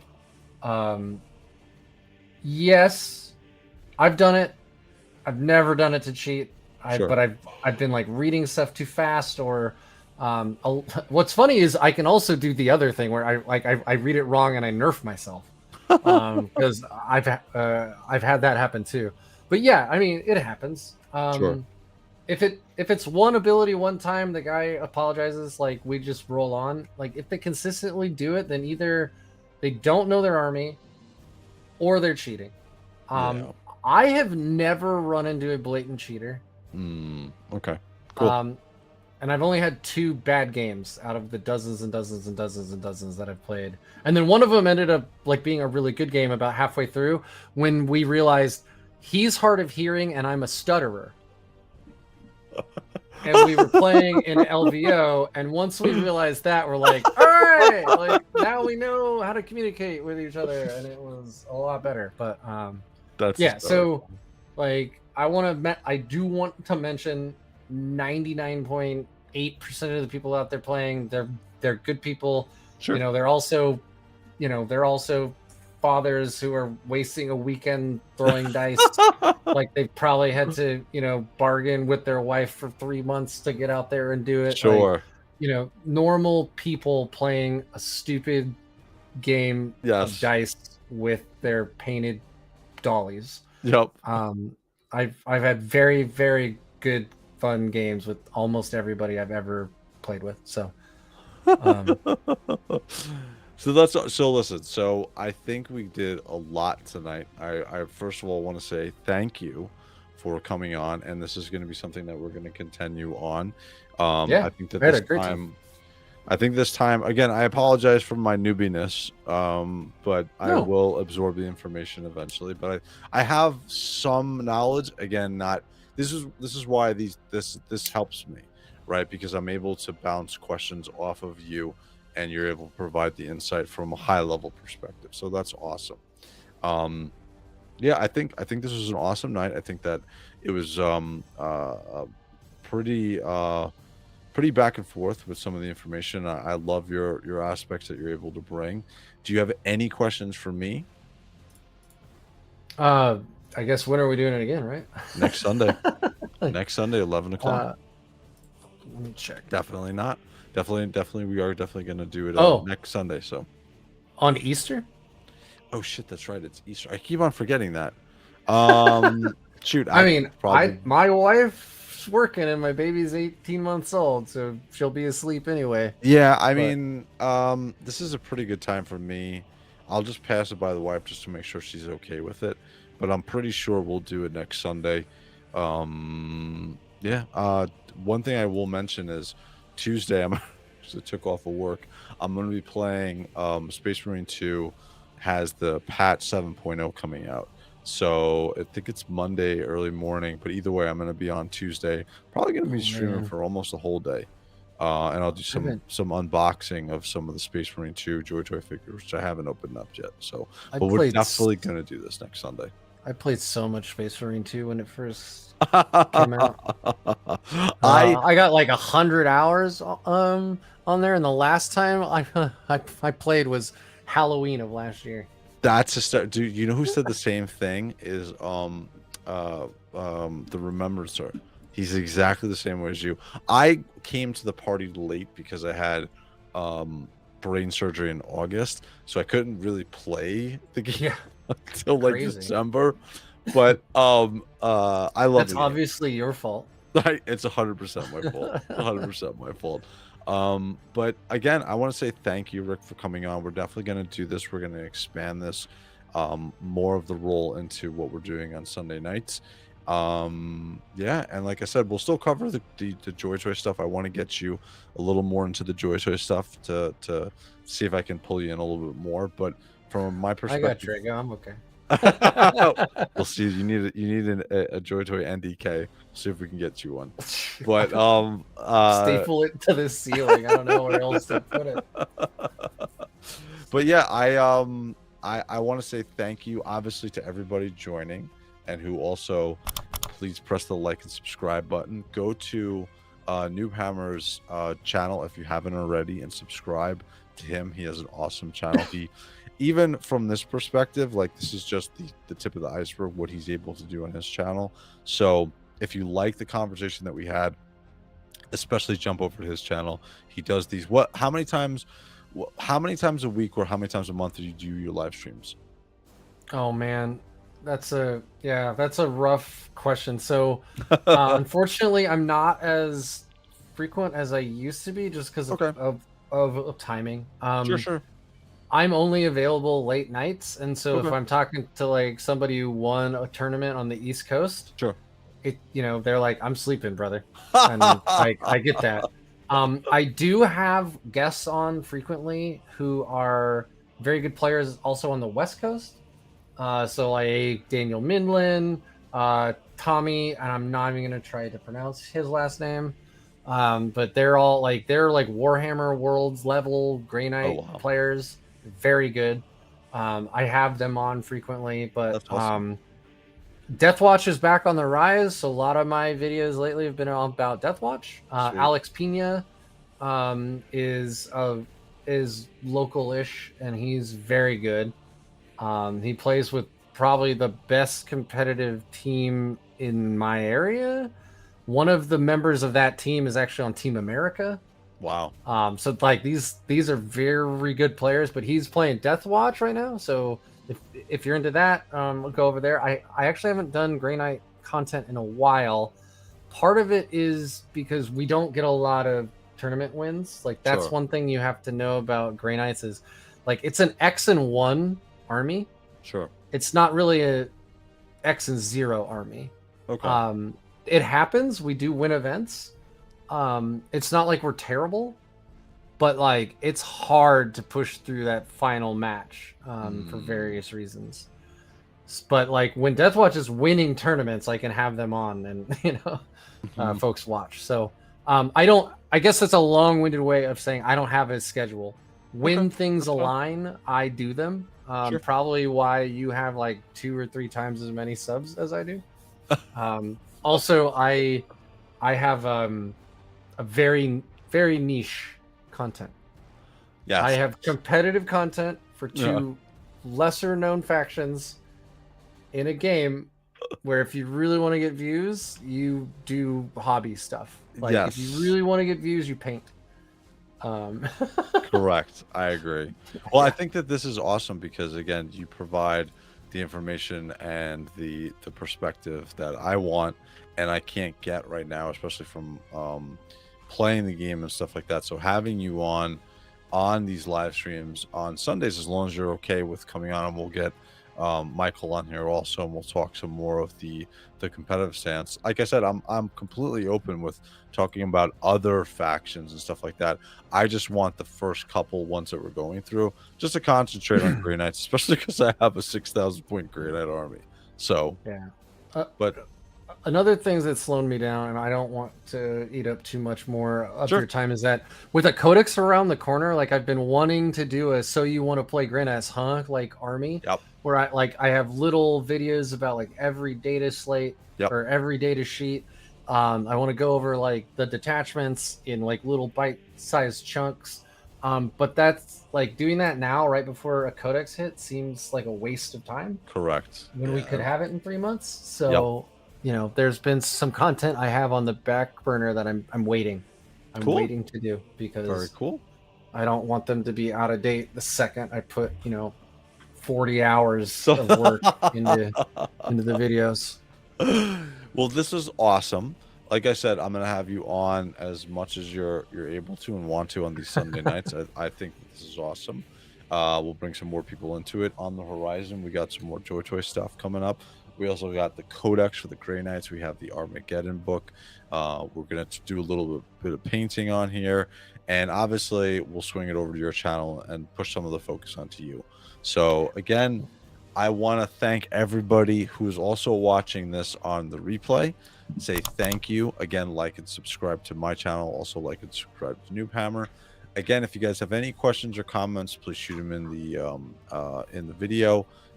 I'll answer them as best I can, or I'll pull Rick over to answer some of the more telling questions regarding the tournament scene. So again, guys, be on the lookout. Again, I'll be back on Tuesday with a live stream starting at 10 o'clock in the morning. If anybody wants to jump on and do some Space Marine 2, I do play on the absolute difficulty. And one thing that's funny, Rick, is I only play the Bulwark. That's the only class I've played, and it's a very specific strategy that I've always had for gaming, from World of Warcraft to Street Fighter. I always pick one thing, and I'm like, I know I can't become great at everything, but I can become damn good at one thing. So that's my Nice. strategy. Yeah, I think I had Vanguard and Tactical maxed out. I always played on the highest difficulty as well, but Same thing. Yep. yeah. That's the best way to learn. That's the best way to learn. And then I think everything else was like level 10 or 11. So I was except my Eliminator. I did not like that thing. Or I guess what do they call it in that game? It's not the Eliminator. It's the sniper one. Oh, I know what you're talking about. Yeah. Is it just sniper? I think it's a sniper. Yeah. So anyway, the other cool thing with the patch is they're gonna have these things called prestige levels, and there's 25 of them. And I played on the PTS with the prestige, and then I played live without them. They make a massive difference, at least for Bulwark. These prestige talents are unbelievable. So again, I'll be grinding my ass off on Space Marine 2. We got some more stuff coming up. I have that interview with the Remembrancer, which I just finished today. I have to go in and edit it, so I'll be throwing that up. And I try to do a short almost every day that I can. So I've been pretty consistent with it. So any final comments, Rick? Anything else that you want to say before we close it up tonight? man, I'm a blabbermouth. I could go all night. But it has been 3.5 hours, so I think I'll let you go. I will also thank everybody for sticking around. I know this is wildly different content than usual, but we've had a very active chat, so it's nice to see. And I'm looking forward to coming back. Awesome. And again, guys, if you like this content, please like and subscribe. All right, guys, we will be back next Sunday for another show. And again, if you want anything else, let me know. All right, guys, have a good night. I'm out. I'm Reith. Later, guys.